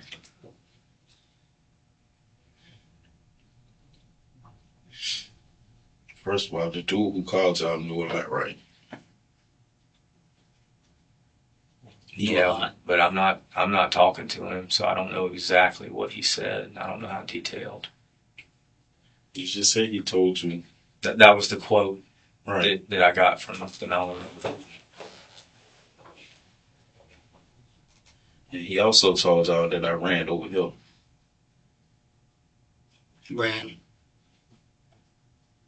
Ran over here where? To where y'all picked me up from. Oh. Yeah, I think, yeah. You said that. Yeah. I think he said that you were in that area. And that's why they went over there. So how would he know that? I don't know. That's why I asked. I don't know if it's somebody that you just talked to out there around the pool or what. I don't I know. don't just talk to people about shit like that. I wouldn't think that you would. That's why I asked. Well, tell us, Reg. If we ain't picking up on it, you got to tell us. I don't get it. I motherfucker want. That's crazy, bro.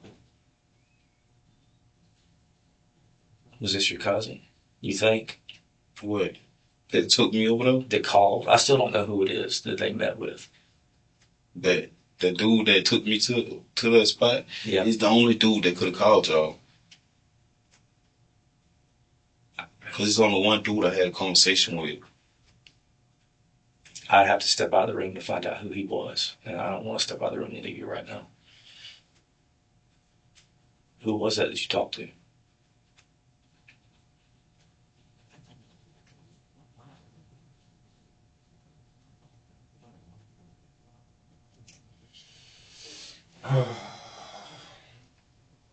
I guess it was so big he couldn't hold it. I don't know. Was it somebody you've been knowing for a while? I ain't gonna hold it against him. I ain't gonna say nothing. No, I ain't gonna say nothing. Yeah. don't hold it against him. It's alright. Yeah. Well, it is what it is, man. Yeah. I fucked up.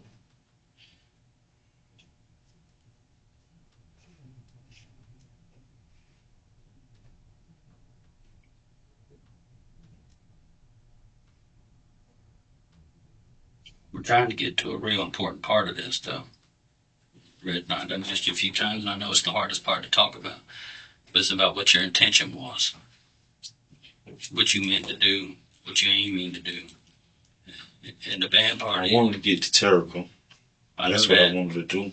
That's what my intention was. Well, I know that. But then when Alyssa was trying to leave the house on 10th Avenue, what your intentions with her were. That's the important part. My intention was to let her leave. But what happened?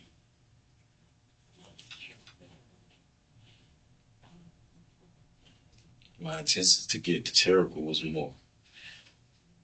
More important. You needed a car? Well, she wouldn't let you have it. Did I need her car? Yeah. No, I ain't need her car. Well, you took it down to the bricks and you say she ain't making it. So what happened? How come Miss Thompson didn't make it down to the bricks?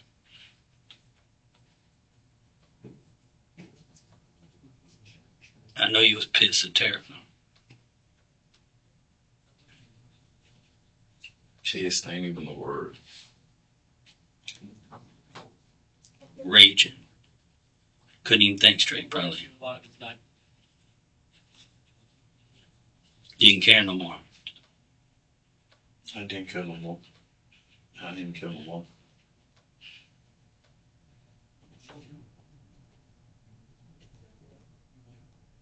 What happened to Alyssa?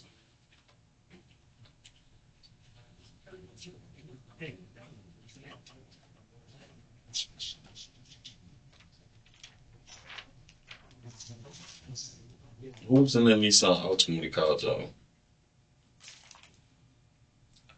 Someone? I have no idea about that.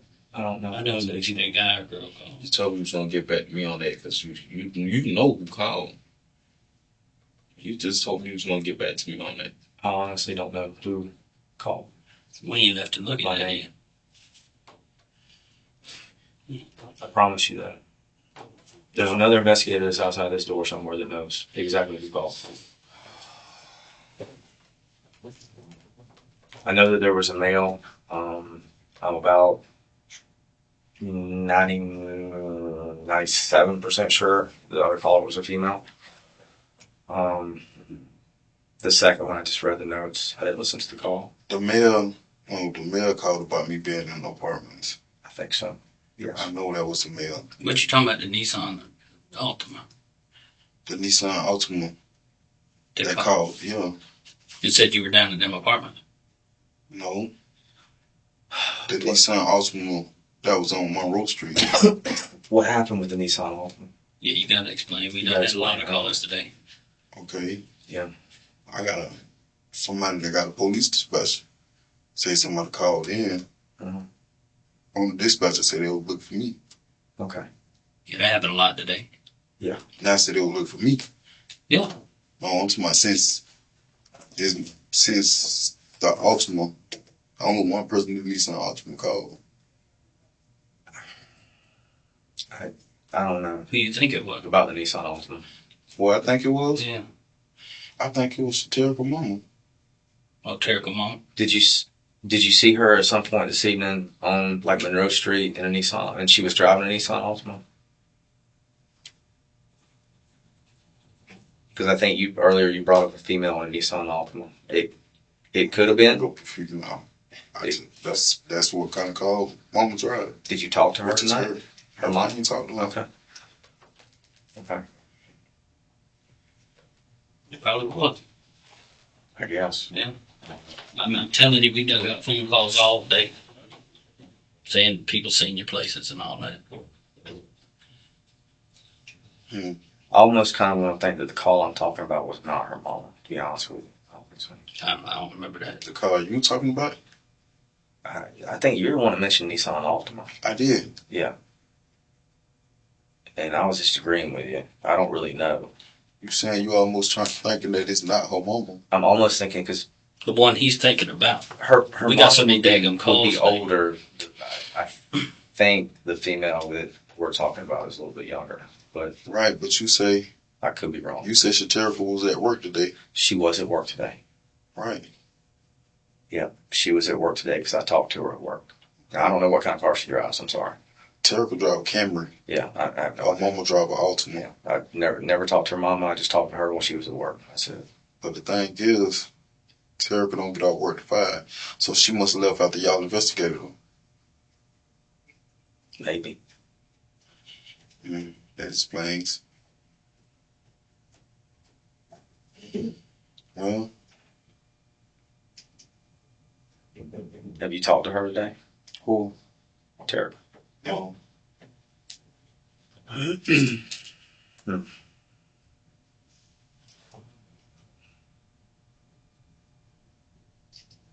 She told her I talked to her? I don't think so. Not today. Yesterday, man. I talked to her yesterday. Yeah. She said that. Y'all talked about it yesterday. For being in the bricks. Yep.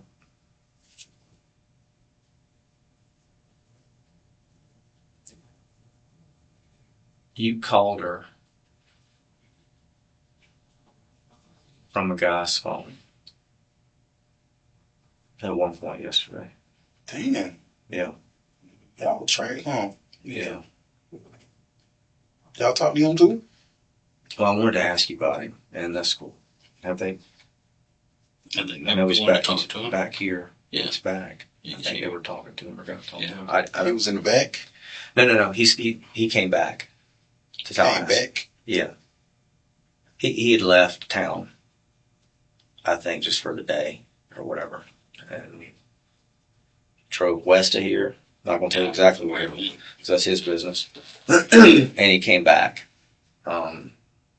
this evening. How you know him? I don't. You just asked to use his phone. Where were we at when he used his phone? Do you know his name? Nope. What's he look like? I'm in the bricks. I don't know what he look like. White guy? No. Black guy? Yeah.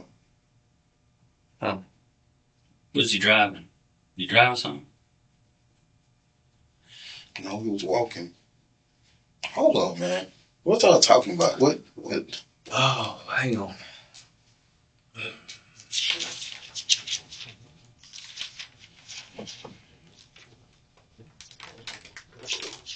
I've been up working another case since like 2:30, 3 o'clock this morning. So, What did she say happened when I called her? well, you sent some text messages about the bricks, right? Right. Okay, I saw those. I ain't worried about those. That's exactly what you already told me. I mean, that's where she goes.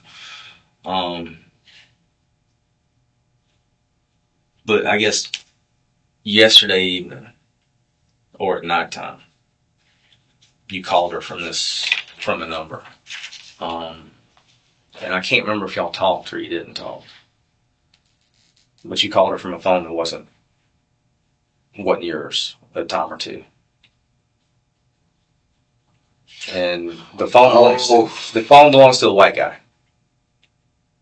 That's the phone you talking about? Yeah. The one that's text off of? Yeah, I think so. The white guy's phone. That belonged to a white guy, yeah. Yeah. Okay. How do you know him? Oh, man, I didn't know from a minute ago. I don't know how I know. How you seen him yesterday? Yeah. I seen him. Yeah. He was somewhere I was at. Where was that?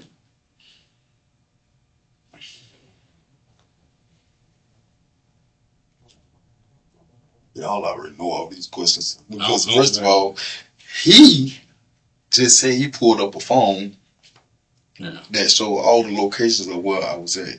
So when y'all pulled up that phone, y'all Yeah, but I don't know where he locations. was at. You know what I mean? Well, when That give I'm him- quite sure you put the locations up. That give a little range, but Yeah. he give a little range. We don't know exactly where it was. Wow. I don't know. Honestly, I don't know the answer to the question I'm asking. But you want me to be truthful, and you can't be truthful. Well, I can't be truthful because I don't know. You know the answer to the No, I question. promise you I don't. Promise you I don't. And that's why I was asking. And whatever you tell me, I mean, I'm literally going to have to go clarify and confirm with other investigators that are talking to this guy, Clay. What's his name? Casey. Casey. Sorry, Casey, Clay, whatever. That sounds about right right there. Yeah. That's about all I Casey know. All I know White. his last name. Other than that. Yeah.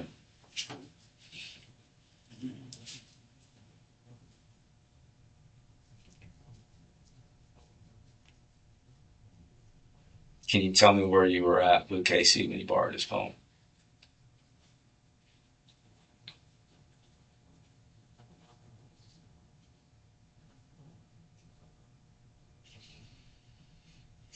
This dude told y'all, I told him I think I killed somebody.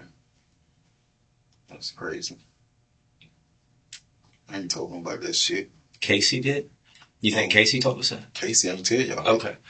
The dude that dropped me off Mm-hmm. told y'all that. After we watched the video of me, Mm-hmm. told y'all that. And that's why it didn't make any sense to me. Because, I mean, you know what happened, so I don't. That's why I was asking, why would you make a statement, I think I killed somebody? I ain't gonna tell him that. You know? Black kids and If the way it had been relayed to us was that you supposedly said,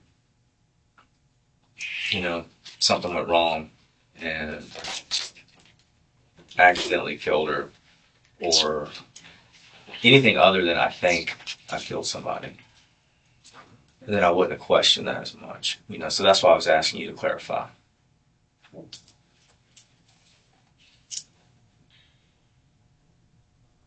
But right now, all you said is that, you know, you were raging, which I know you were, because you told us everything about how this girl's been acting. And that you needed Miss Thompson to take you there. You got back to your house with Miss Thompson. Y'all had sex, but you said that Miss Thompson did not make it to the grave, but she still had her car.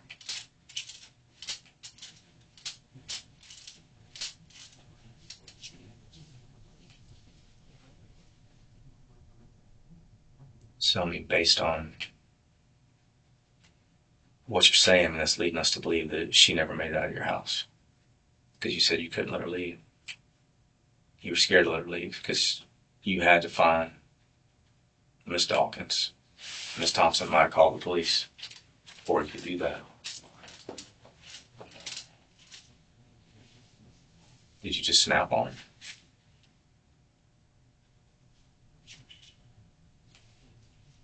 We got to know. The family's got to know.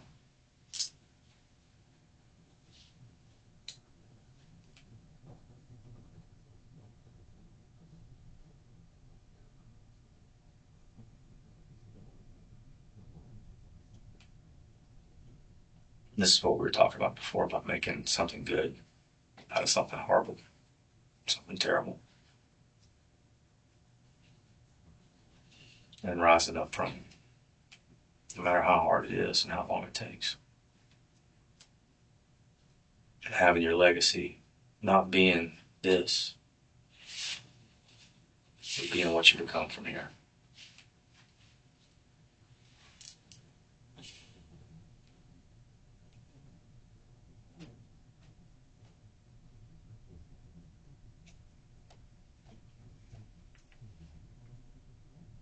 It's hard to say because that ain't you. You know what I mean?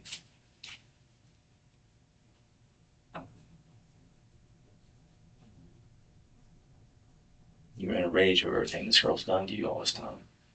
This ain't you.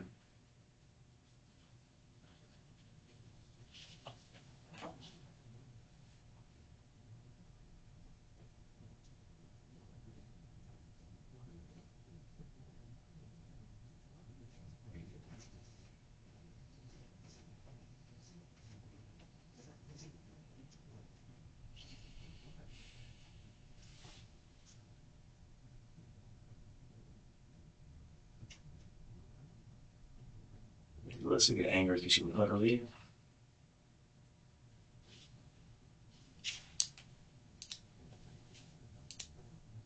Did you try to leave and you started to try to stop her?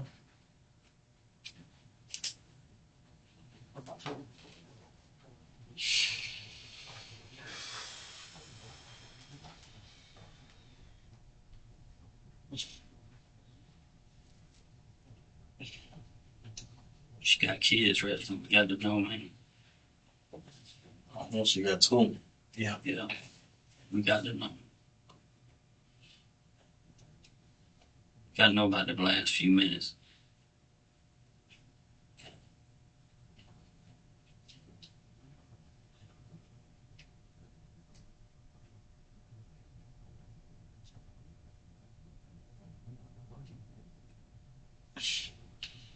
Yeah, man.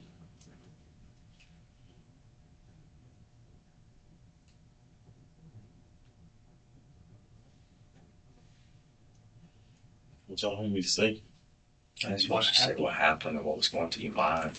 And honestly, what was going through your mind. If he was even thinking.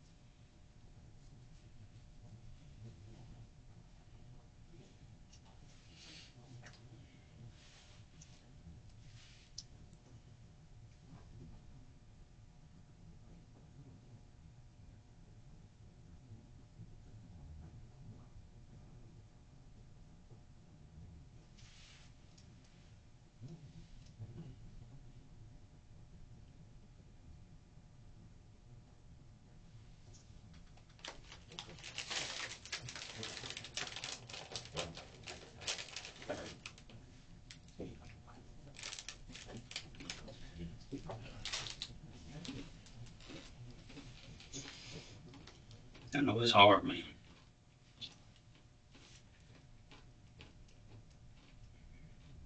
The family's going to ask. They're going to ask if she suffered. If she suffered,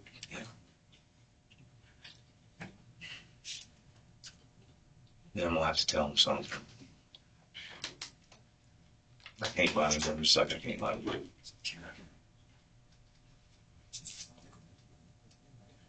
but you can lie to me though.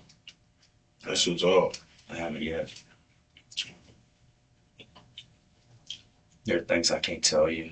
Well, If there's something I can't tell you, I'll tell you that I can't tell you. If there's something I don't know, I'll tell you I don't know. I don't know who the female was. I don't know if there was a female involvement. I don't know the name of the male yet. Somebody else is talking to him. I know his name.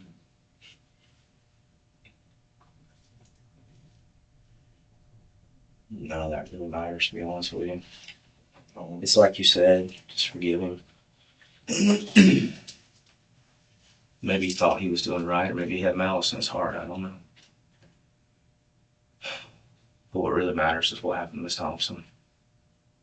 What you were going through. What happened to her. Her family matters. Your kids matter. And you matter.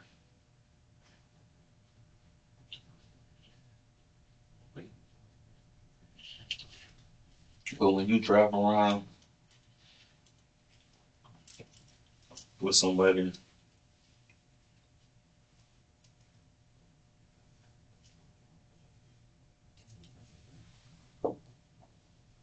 taking from place to place, when you claim he told you he murdered somebody, what the hell that make you?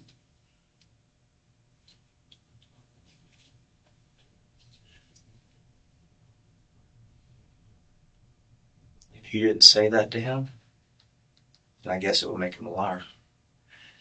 And I'd have to question why he would say that. No. You know? When you tell a person you murdered somebody, Mhm. and you take him from place to place, what in the hell that make him? Did you tell him that you murdered someone? No, but if you do tell somebody that and they do that, what do that make him? Why would he tell you I told him that I murdered somebody when you take him from place to place? Like, why would you tell you that? You know, I mean, it depends on the circumstances. I mean, if you're saying this person's an accomplice, I don't know where all y'all went to place because you haven't told me. And if he has some type of involvement in this, maybe he hadn't told those investigators because he's trying to hide that. I don't know. So that's why we were asking who he is, how he was involved. He ain't involved in shit. He's not involved.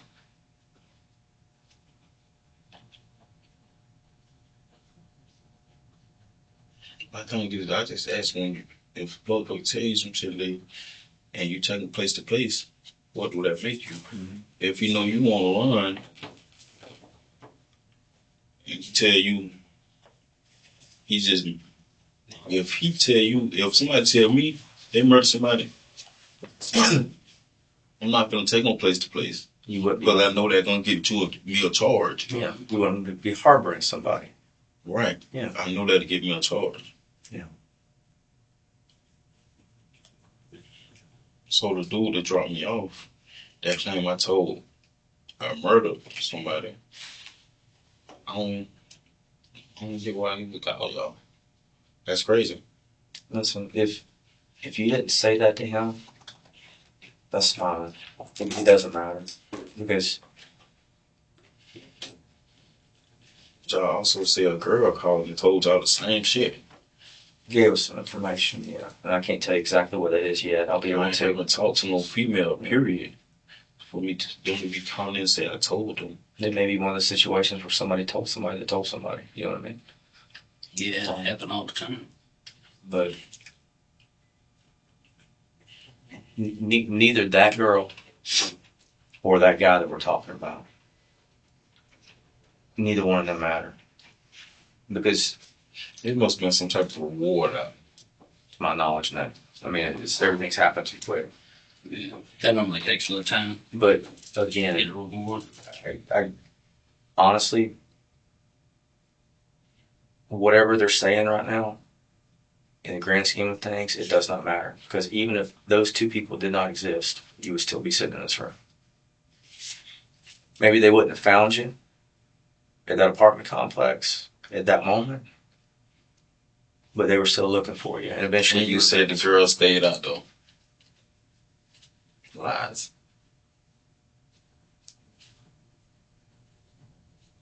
They get you in an apartment complex over on Magnolia, Right. where Miss Thompson lived. You said she stayed out though. Yeah. How long she been staying out though? I don't know. I don't know if she does But live I out there. promise She you, was there she lives today. out there. You ain't know she lived out there? You honestly didn't know. You What just made had you to go there, though? Because there's, well, I was about to say 10,000 apartment complexes in Tallahassee. There's not that many, but there's a lot. Why'd you go? Does somebody else live out there? Mhm. Why'd you go out there?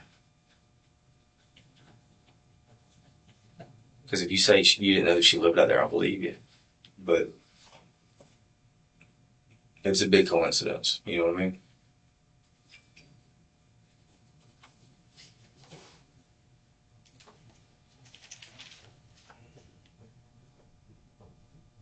She lives at 925 East Magnolia. I don't know the name of the apartment complex. What's Talbottville? Is it Talbottville? Oh, okay. I'm telling you, I went there today. I know she lived there. Sure does.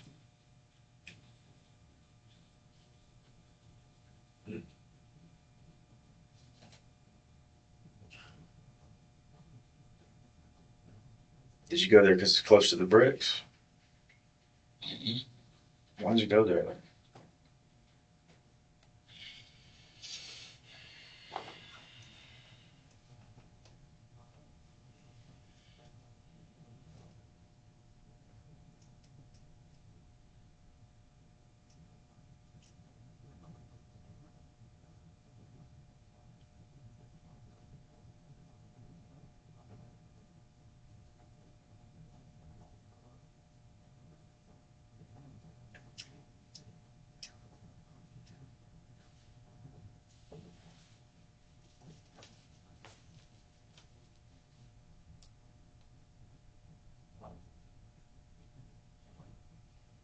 I just assumed that she knew where she lived. Hmm? So I just assumed she knew where he lived. Because we've been told, I guess, that y'all did have some involvement in the past, and you said the same thing, that y'all been together before. So I just assumed that maybe it had been her. Who told you that? I ain't about to tell y'all that shit. Yes. I didn't know that. Don't nobody know that. I think it's somebody that she told, not somebody that you told. It was. Somebody that I told. No, somebody she one of her friends said that. Yeah. Not somebody that you told. My friends couldn't have told you that though. Don't nobody know about this. Nobody. Brother, I didn't have details. Don't That's all I heard. That's all I knew.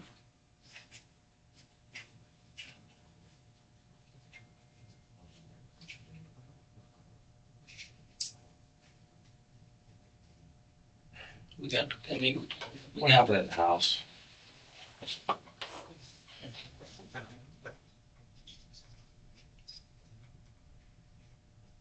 We had sex.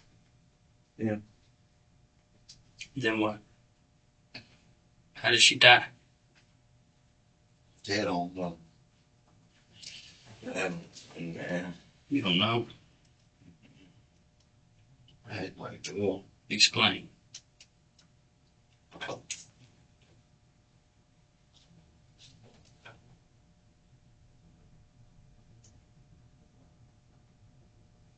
You said she never made it to the bricks.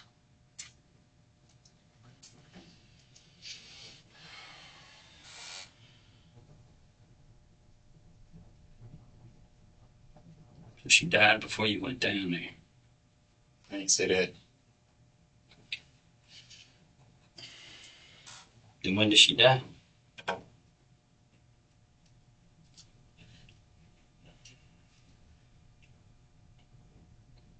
Yeah, she died. Yeah.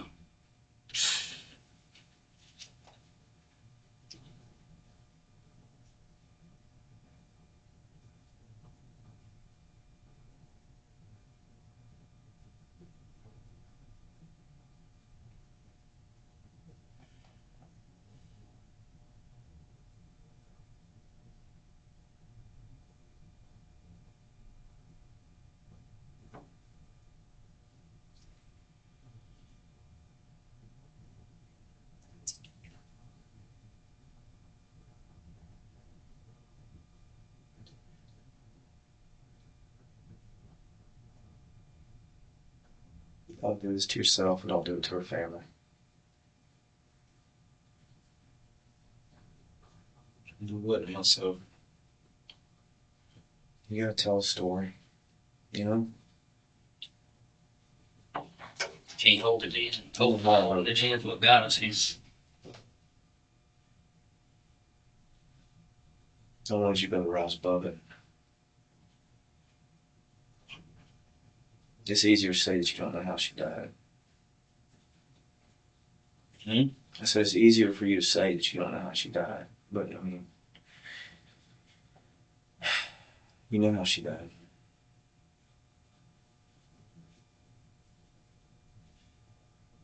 You're trying to figure out exactly what happened. Right before she passed.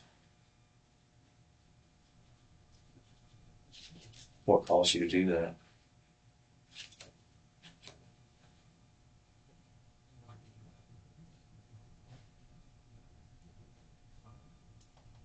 I can't see where you'd have any anger towards her.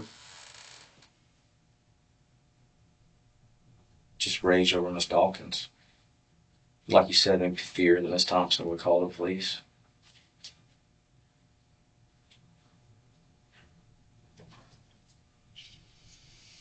But Miss Thompson, she'd never been mean to you before, has she? Not like Miss Dawkins. This smoke free in here. Yeah. Yeah, it is.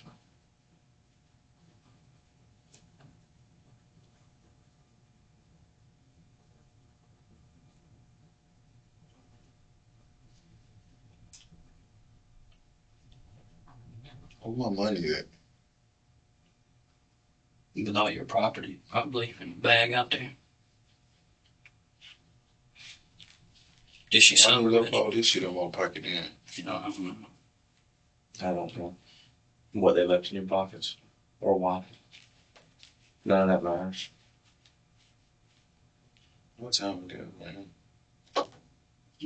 Work till 9, 10 till 9. I'm gonna be in charge with You're not gonna tell us if she's suffering. suffer what? When she died? You said she didn't make it to the bricks. You said you couldn't let her leave. You told us all this of what led to this. Hmm? And I know it hurts. You said what? You told us that you couldn't let her leave. I said I couldn't let her leave. You said you didn't want her to leave. You couldn't let her leave. That she called the police. You told us that she never made it down to the bricks, but you were down there in her car.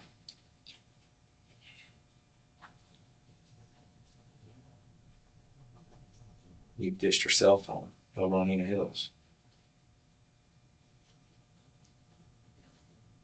What you got against, I think it's your cousin or whoever it is that lives there. I don't know why you dished them there. I have no idea.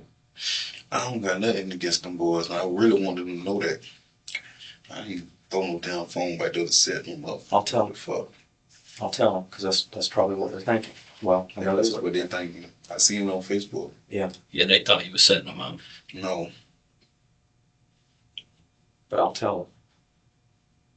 What'd you throw it back there for? Be better if you told them, but I'll tell them.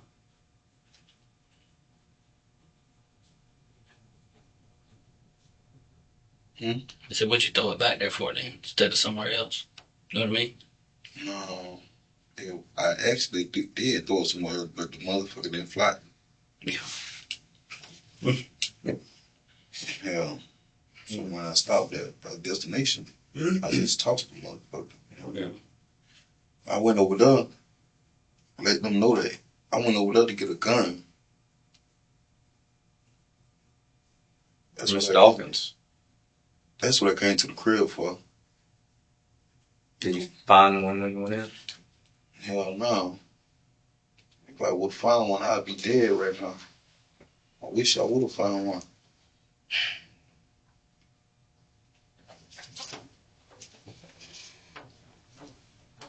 I'm glad you didn't, man. I ain't at all.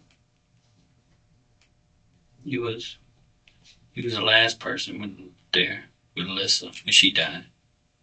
And we're gonna have to answer to them kids and mama and everybody if she's suffering. I didn't know it's the last person along. Well, who's the last person with it then?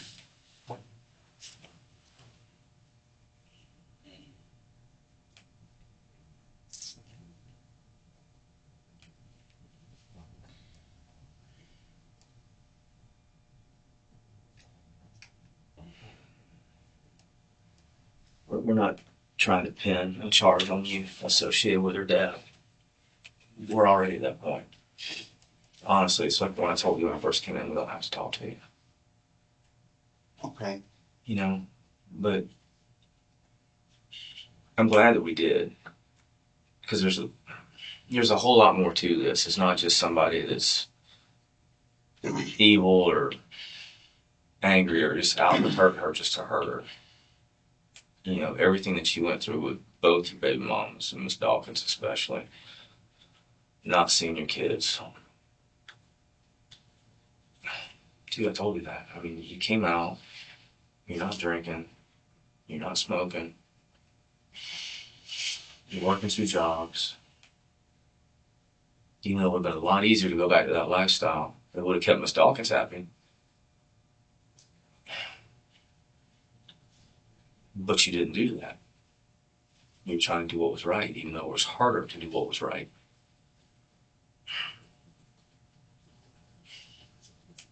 I mean, everything about that says you're a good dude. It just got pushed too far by the circumstances. By not being able to see your kids. Being head over heels for Miss Dawkins. Willing to look the other way as long as she come back and do right. And then to have her do what she did at the daycare to you. And then to call you up and rub your nose in it. and tell you that she's going to basically send you back to prison. She's going to get you violated. I mean, I don't have to suppose that it sent you into a rage and pissed you off. You already said that. You said I was more than pissed. I'm trying to find out how that anger for Miss Dawkins got taken out on listening.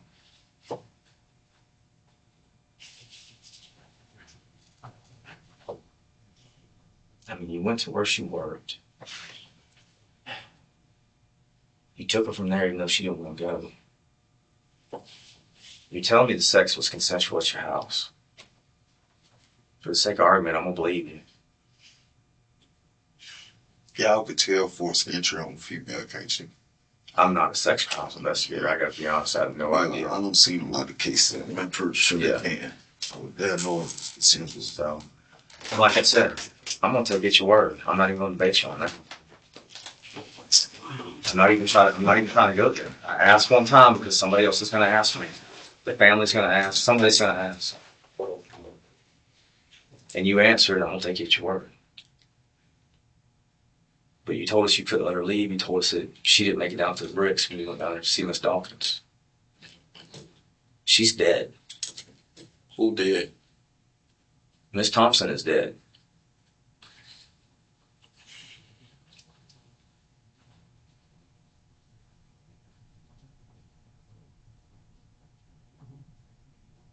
And she died when she was with you. I'm trying to figure out how and why. What you were going through in that rage that you had for your baby's mom got taken out on Elisa Thompson.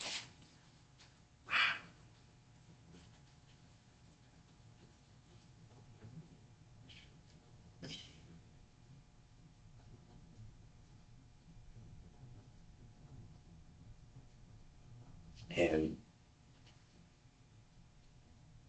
you can't hold that in forever. You're not hard enough because I don't care if you were out in the streets before. You're a decent human being. You are.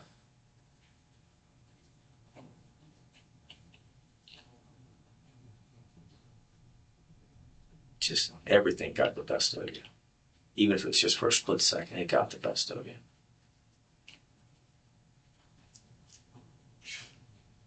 And I'm telling you, it sucks. This is where we're at. We can't change it.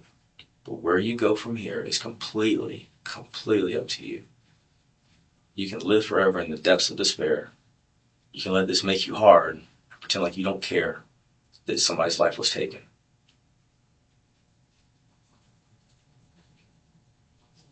Or you can admit to yourself and to that family what you did. And you can promise that you are going to live each day as a better man and that you're going to help others along the way.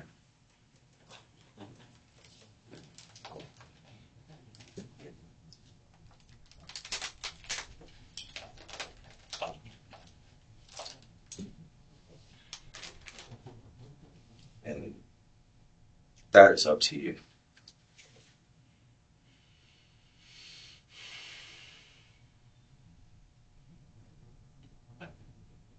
And I want you to make the best out of a bad situation.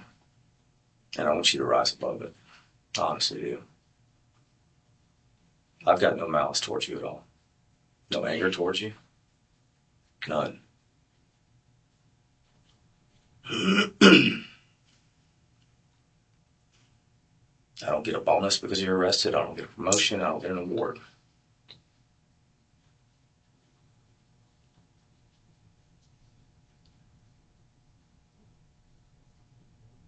I just want to be able to give answers to the families. Everybody here that's been working on this does. I want to be able to give an answer to the family. And we want to see you make something out of this that's good and positive. How long y'all been following me? How long have we been following you? All day. When you say following you, what do you mean? You mean looking for you? looking Yeah. for you, day. investigating you all day. Since the Facebook video. Actually, slightly before Yeah, the before Facebook video. that. I'm not sure exactly what time that was posted, but we knew who you were. We're gathering evidence before we became aware the video was on Facebook. And I wish the video had not been on Facebook. When she started, when people started looking for her, For her, when she didn't come clock back in after work. After lunch. they called the police. Yeah. They did. I mean, there were people out in the parking lot that saw this. She did not come back to work. She didn't pick up her kids. She didn't pick up her kids from school after work. They called her family. So why is there nobody here to pick up the kids? Where's she at? They called the police before they called her family. Her family called. The school Family. called. The family. Or the school called the family. The Yeah. family called the police too. Did the job call the police though? No, not then. When she ain't come back to work, the job ain't called the police. No, it would be just like, maybe if you didn't show up for your shift or something like that. Based on, what people saw in the parking lot, should the police have been called? Yeah. Yeah, they should have. And I see you shaking your head. You agree with me. Police should have been called, right? Right. And if the police had been called in, maybe this wouldn't happen, Would you agree with me? Maybe it's the police. If they'd called right then and there, The police took, and the police showed up and stopped y'all when y'all were going down Mayhem. when Terrible was charged on me. Yeah. I'm quite sure she gave them my address. She told them where I stayed at. I think so. Why didn't they come to the house? I don't know. I can't answer that question. I didn't work that case. I don't know anything about it. Those questions need to be answered. They do. And they will be. But before we get in the weeds for all these little big questions, the big elephant in the room is still Alyssa. Those big questions. Why does she have to Because die? if they did their job before, Mhm. instead of waiting till things happen to do a job, a lot of things won't happen. Does she still be alive, you think? I don't know about I'm talking about other stuff. Anything in general. Yeah. Anything. Because there's a lot of cases probably people don't call beforehand that things happen. I'm going to go lay down. Okay. I would tend to agree with you on that. Huh? Said I would tend to agree with you on that. That if we could intervene in every situation, we could probably keep a lot of bad things from happening.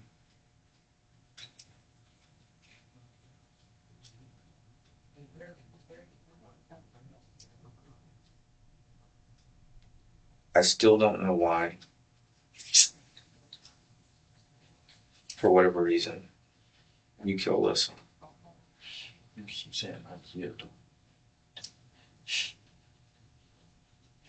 Yes, sir. I do.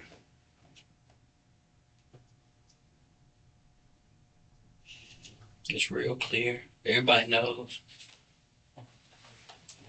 You haven't said that you didn't kill Alyssa. And I don't think that you will say that. Because you're not a liar. You don't want to say things that hurt. It's gonna hurt to say. Is it going to hurt to say I ain't kill him? That ain't gonna hurt them.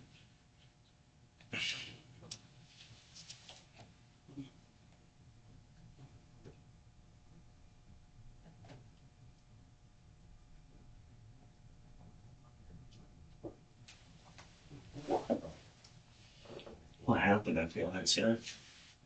So, I'm being charged with murder. That's what you're saying? That's what it's looking like. I mean, we're trying to figure out exactly what happened. Was this an accident? Was it pre-planned, premeditated?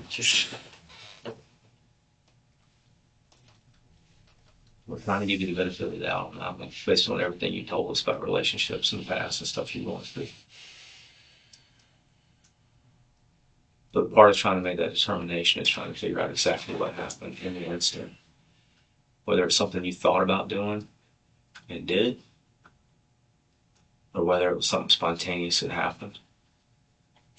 Whether it was an accident, whether it was a fight you got out of hand. But you're not helping us out with that at all. You're not helping yourself, you're not helping the family.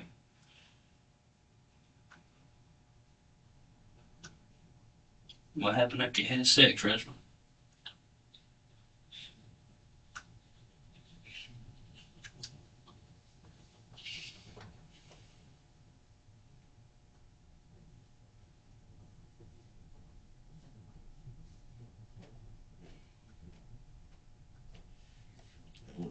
Oh, man.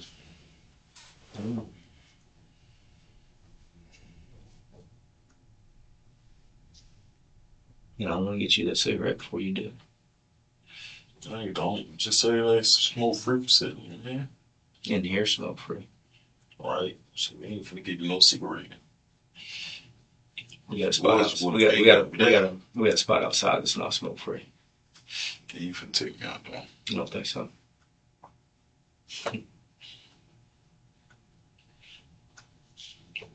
I can assure you that we will. I can also assure you I got a box of Newports on my desk. Yeah, you probably got my box and pulls out my pocket. Not yours. They definitely got the Newports out my pocket. He got his own pack too. Give me a cigarette first, then. Okay, yeah. You'll tell us what happened after you had sex, after we give you a cigarette. Yeah.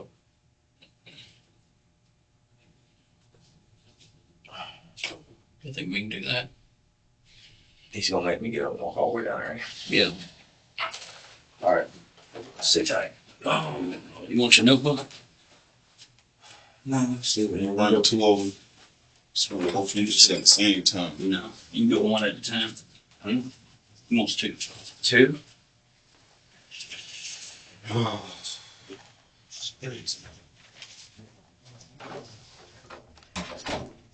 I ask you a question? If it turns out they're not Newports and they're actually Winston's, are you gonna be mad? Give me call. I think so. I got Newports in my property. Do you? Yeah. Let's smoke it then.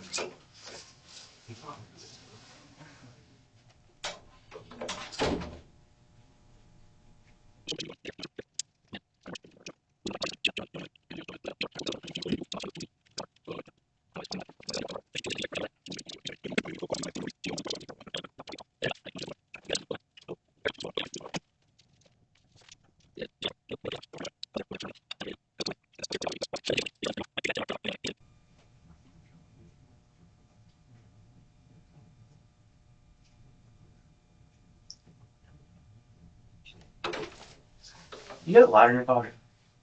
I told you that. Okay. Come on. But you can't. Oh, yeah.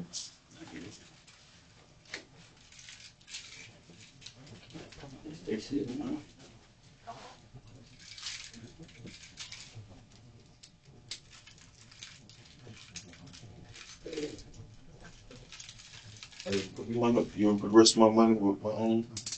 Oh, your money was in your pocket? Yeah. No, that's the rest of it. Oh, you want it? Yeah, I have like 180. I just got paid. Okay.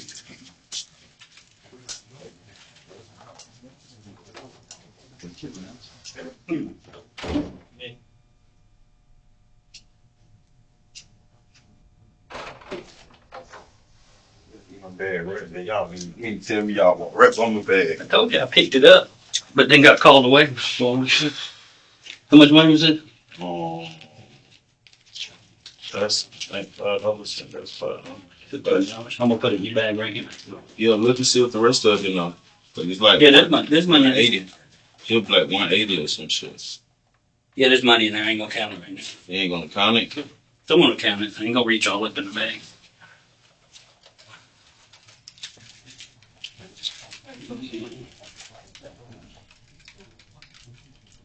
We're holding. Here you go.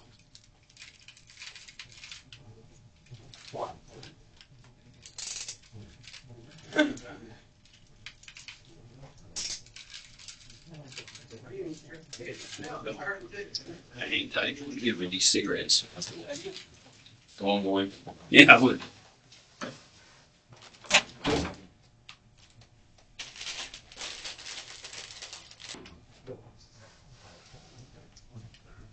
I didn't get this for you. New house did. I didn't want you to think that I got you shitty cigarettes and then got you a Coke Zero that you don't like. New house won't got that, not me.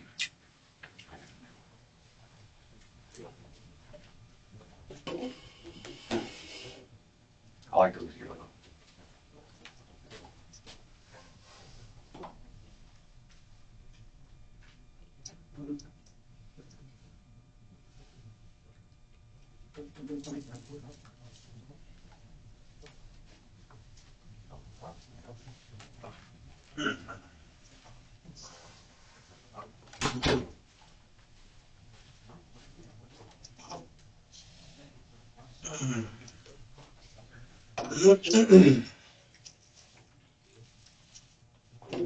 Well,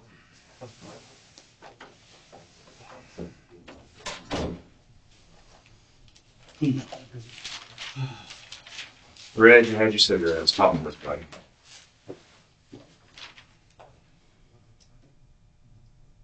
A deal's a deal.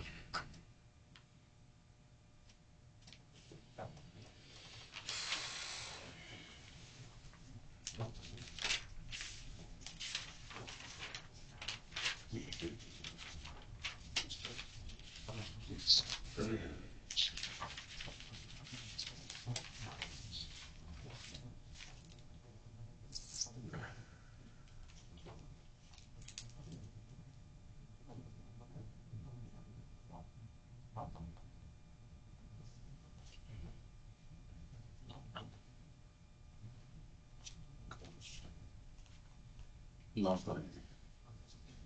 Okay, you said you had enough evidence on charging me with murder.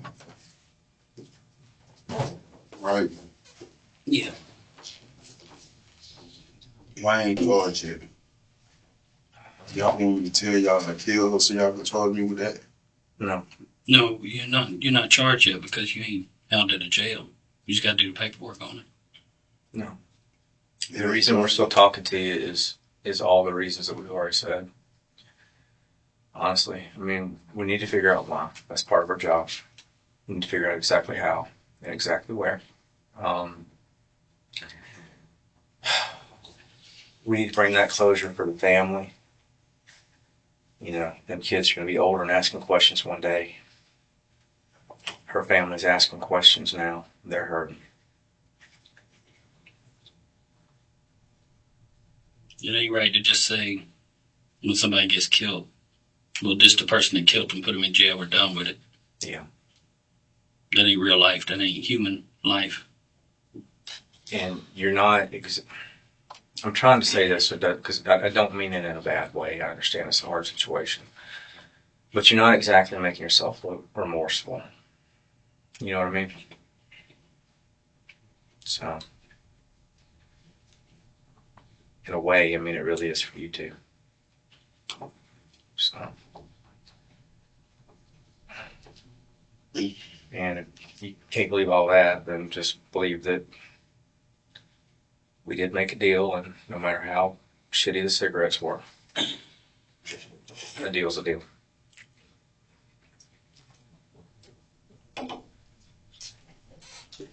Oh man, this is crazy. I know.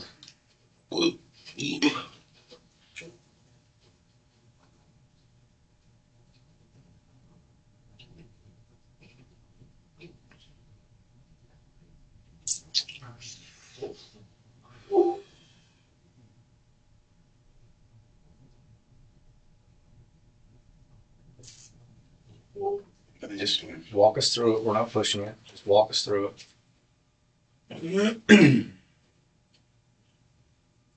No, we won't ask you again.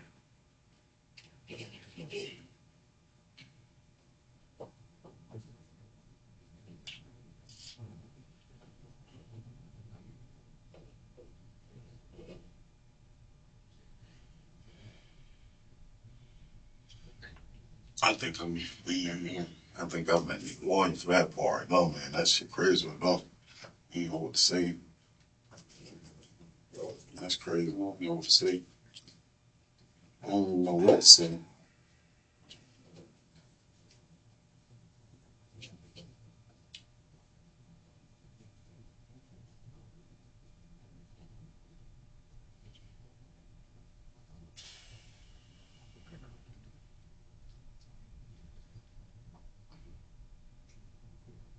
Okay.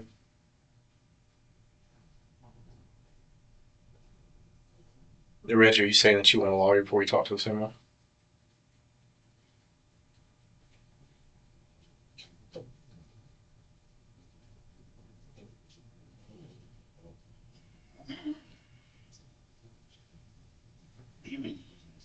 Yeah. Okay. Damn. I'm not gonna push your brother. I told you. I told you that, we were doing this for the family and honestly for you. So I'm gonna tell you this, even though I'm not gonna ask you any more questions. Okay, I'm not trying to elicit anything from you. No. Right.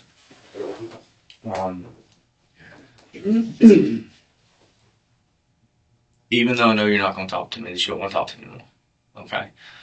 Uh, Even though I know that you're not gonna tell me exactly what happened and why it happened, which is the big thing. I still hope that you will decide that you're not going to let this completely crush you. All right. And I hope that you will, make something good of your life. I do. Yeah.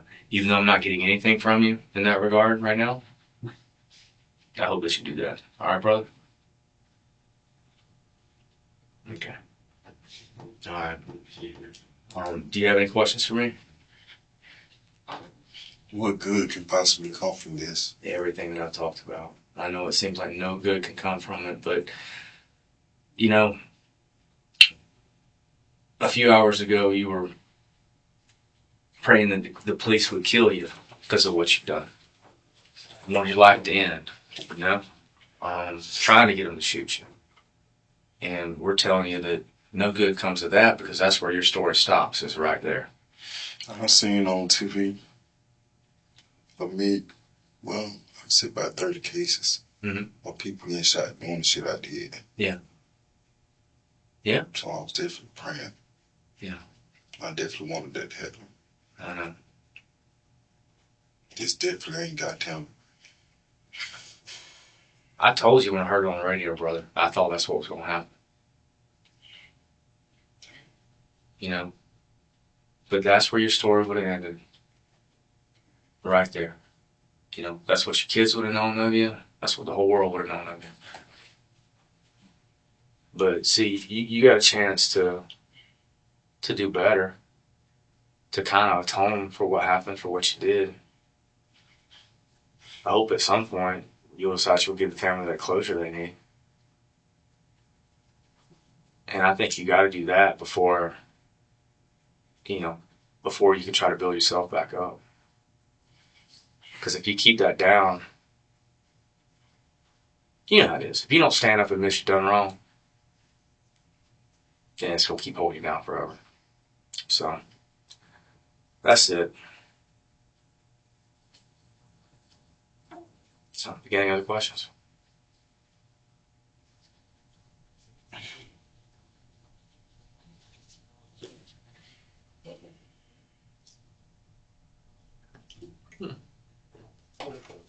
If you holler out, there's people at these desks out here, they'll hear you.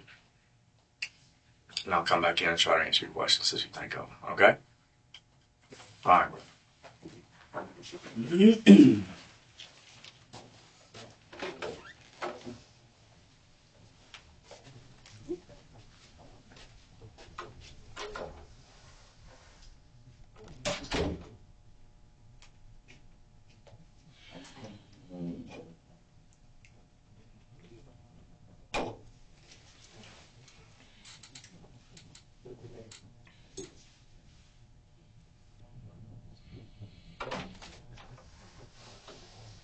Present. Thank you. We got to take the clothes that you're wearing. Okay. We're gonna put you in this Tyvek suit. For us to do that, what we're gonna do is we're gonna cuff you. We're gonna bring you just on the other side of this threshold. Okay. The reason we're gonna do that is so you're not on camera while you're getting undressed. You understand? Okay. Let's wait, make sure Harry's ready. Okay. You probably want a photograph.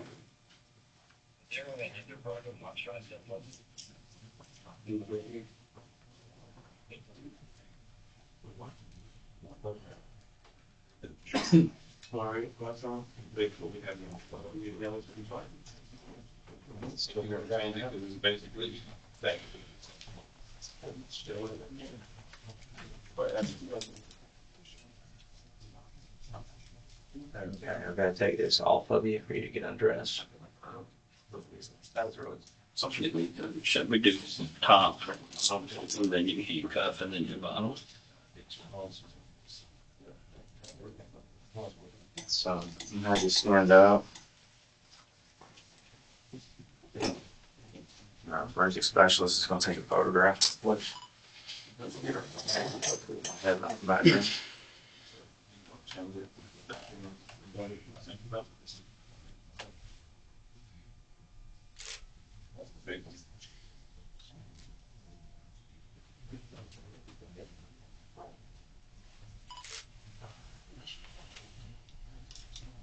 That good for you? Yes. Okay. We'll have you step this way, like I said, so you're off camera. Okay.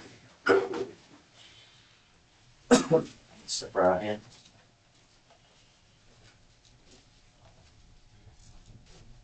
Just stay regular. You get right there.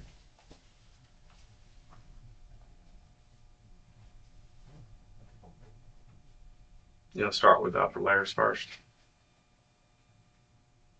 In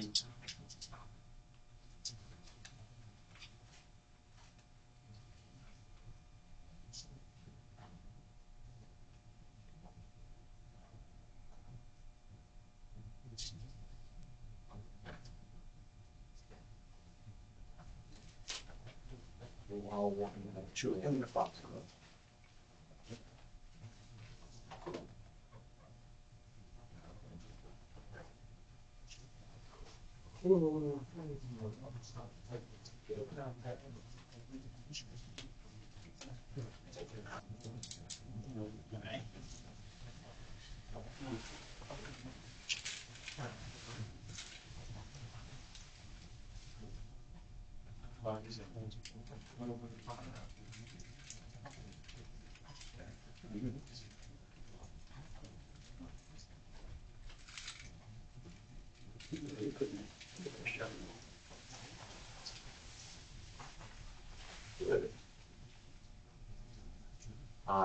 Yes, you like box.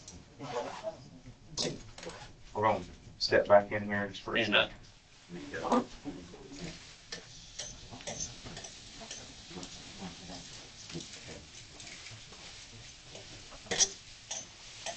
Now, does he have external swabs upper level today?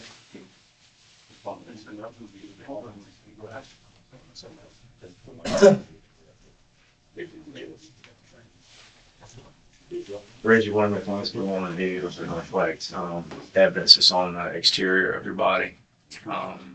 Just potential evidence anyway. Have you bathed since this happened? You haven't? Okay. What we'd like to do is like swab your hands and other areas of your body. You advised that you didn't have sex with, right? And it was consensual. Be well water. Your package. What we like to do, And you are your one, cooperation, three, giggle. is to take a swab of the hands and then collect a penile swab. And obviously we're not going to do that on camera either. We can turn away from the camera. Just on this. That's going to be a Q-tip, just like the swabs on your hands.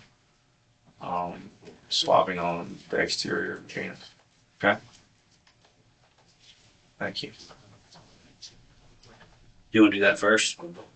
Whichever Reggie's comfortable with. Would you like to go and get that out of the way? Okay. What we'll do is we can have you stand up facing that board right there. Step back a little bit, facing that board right there. We can have you unzip. And if you will just hold your penis out, investigator now was going to swab. He's going to swab up and down. Okay? Again, I apologize. We're not trying to embarrass your humiliate you or anything else like that. I suspect to collect any evidence that can be washed away or worn away. This outside person. Okay. All right, if you want to stand up. And unzip. I'll hold this here. Let me change the looks. I've been. You've done. Yeah, touching everything else.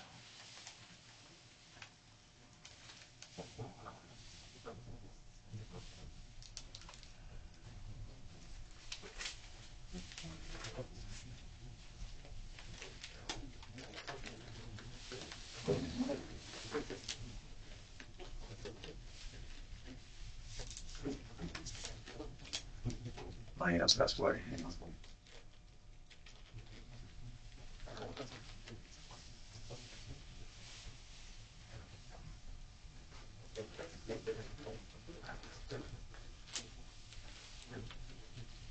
Give me my system. You ready? There, you got to hold it. There you go.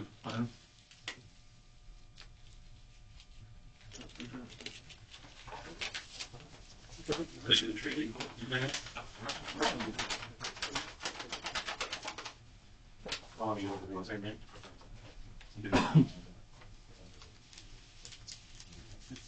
Good. Okay. All right. Throw that out. Here. Yeah. We're gonna seal this up, You can sit down. and Harry's gonna seal this.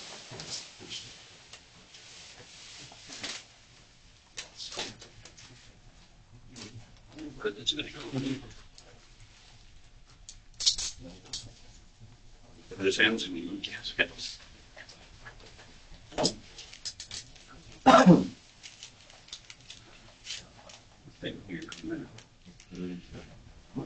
Mr. Gibson, let's swab your hands. Bryce, would you like another water or anything?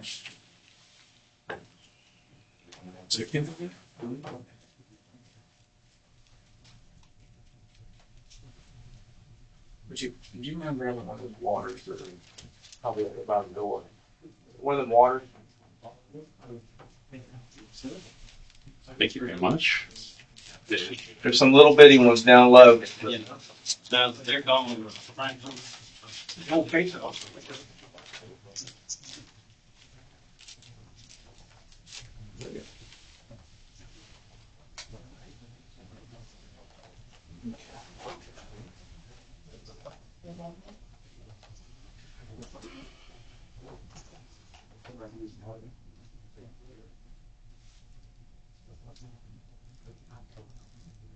That was the deposit. What?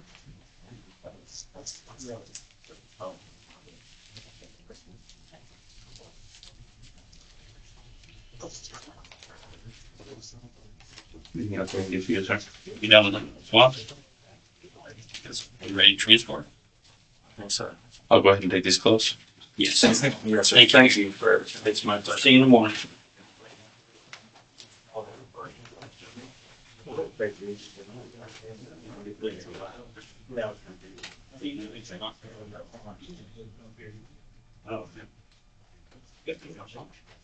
Great. Great. Good. Double share. Yeah.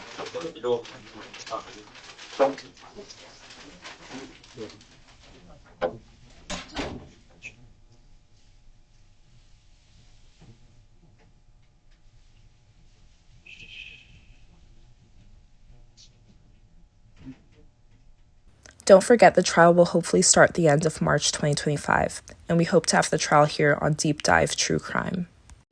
Sure. Slim City Cook.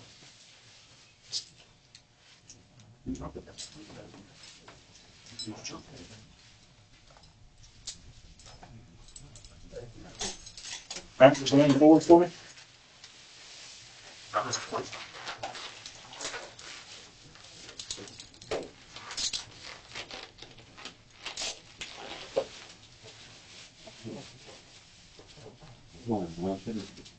Hold on just a second. I'll just.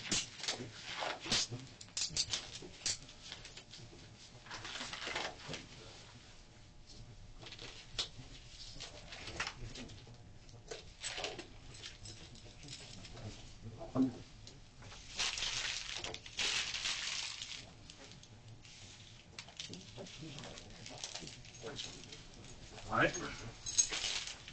You taking those shackles off up here or down there? You're in the garage? Yeah. You can do it, maybe. I put the key on the top. Okay.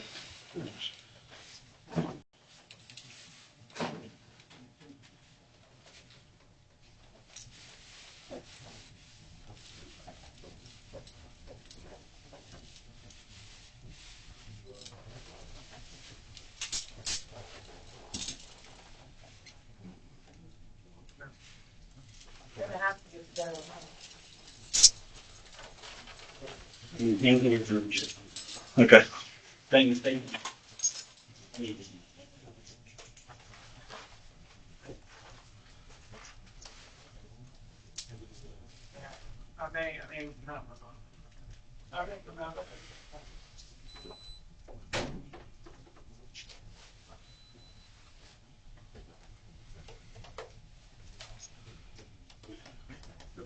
Ready? Make our way downstairs.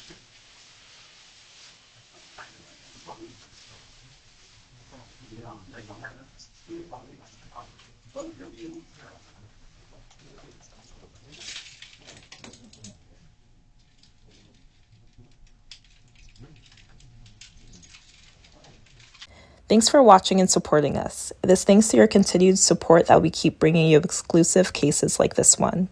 Keep in mind that we have expanded our channel to include many types of content, from talk shows and interview shows to deep dives in the files of criminal cases. Until next time, this is Tracy and I'm signing off from Atlanta. Deep Dive True Crime, Mentor Lawyer Justice Network, True Crime Locomotive.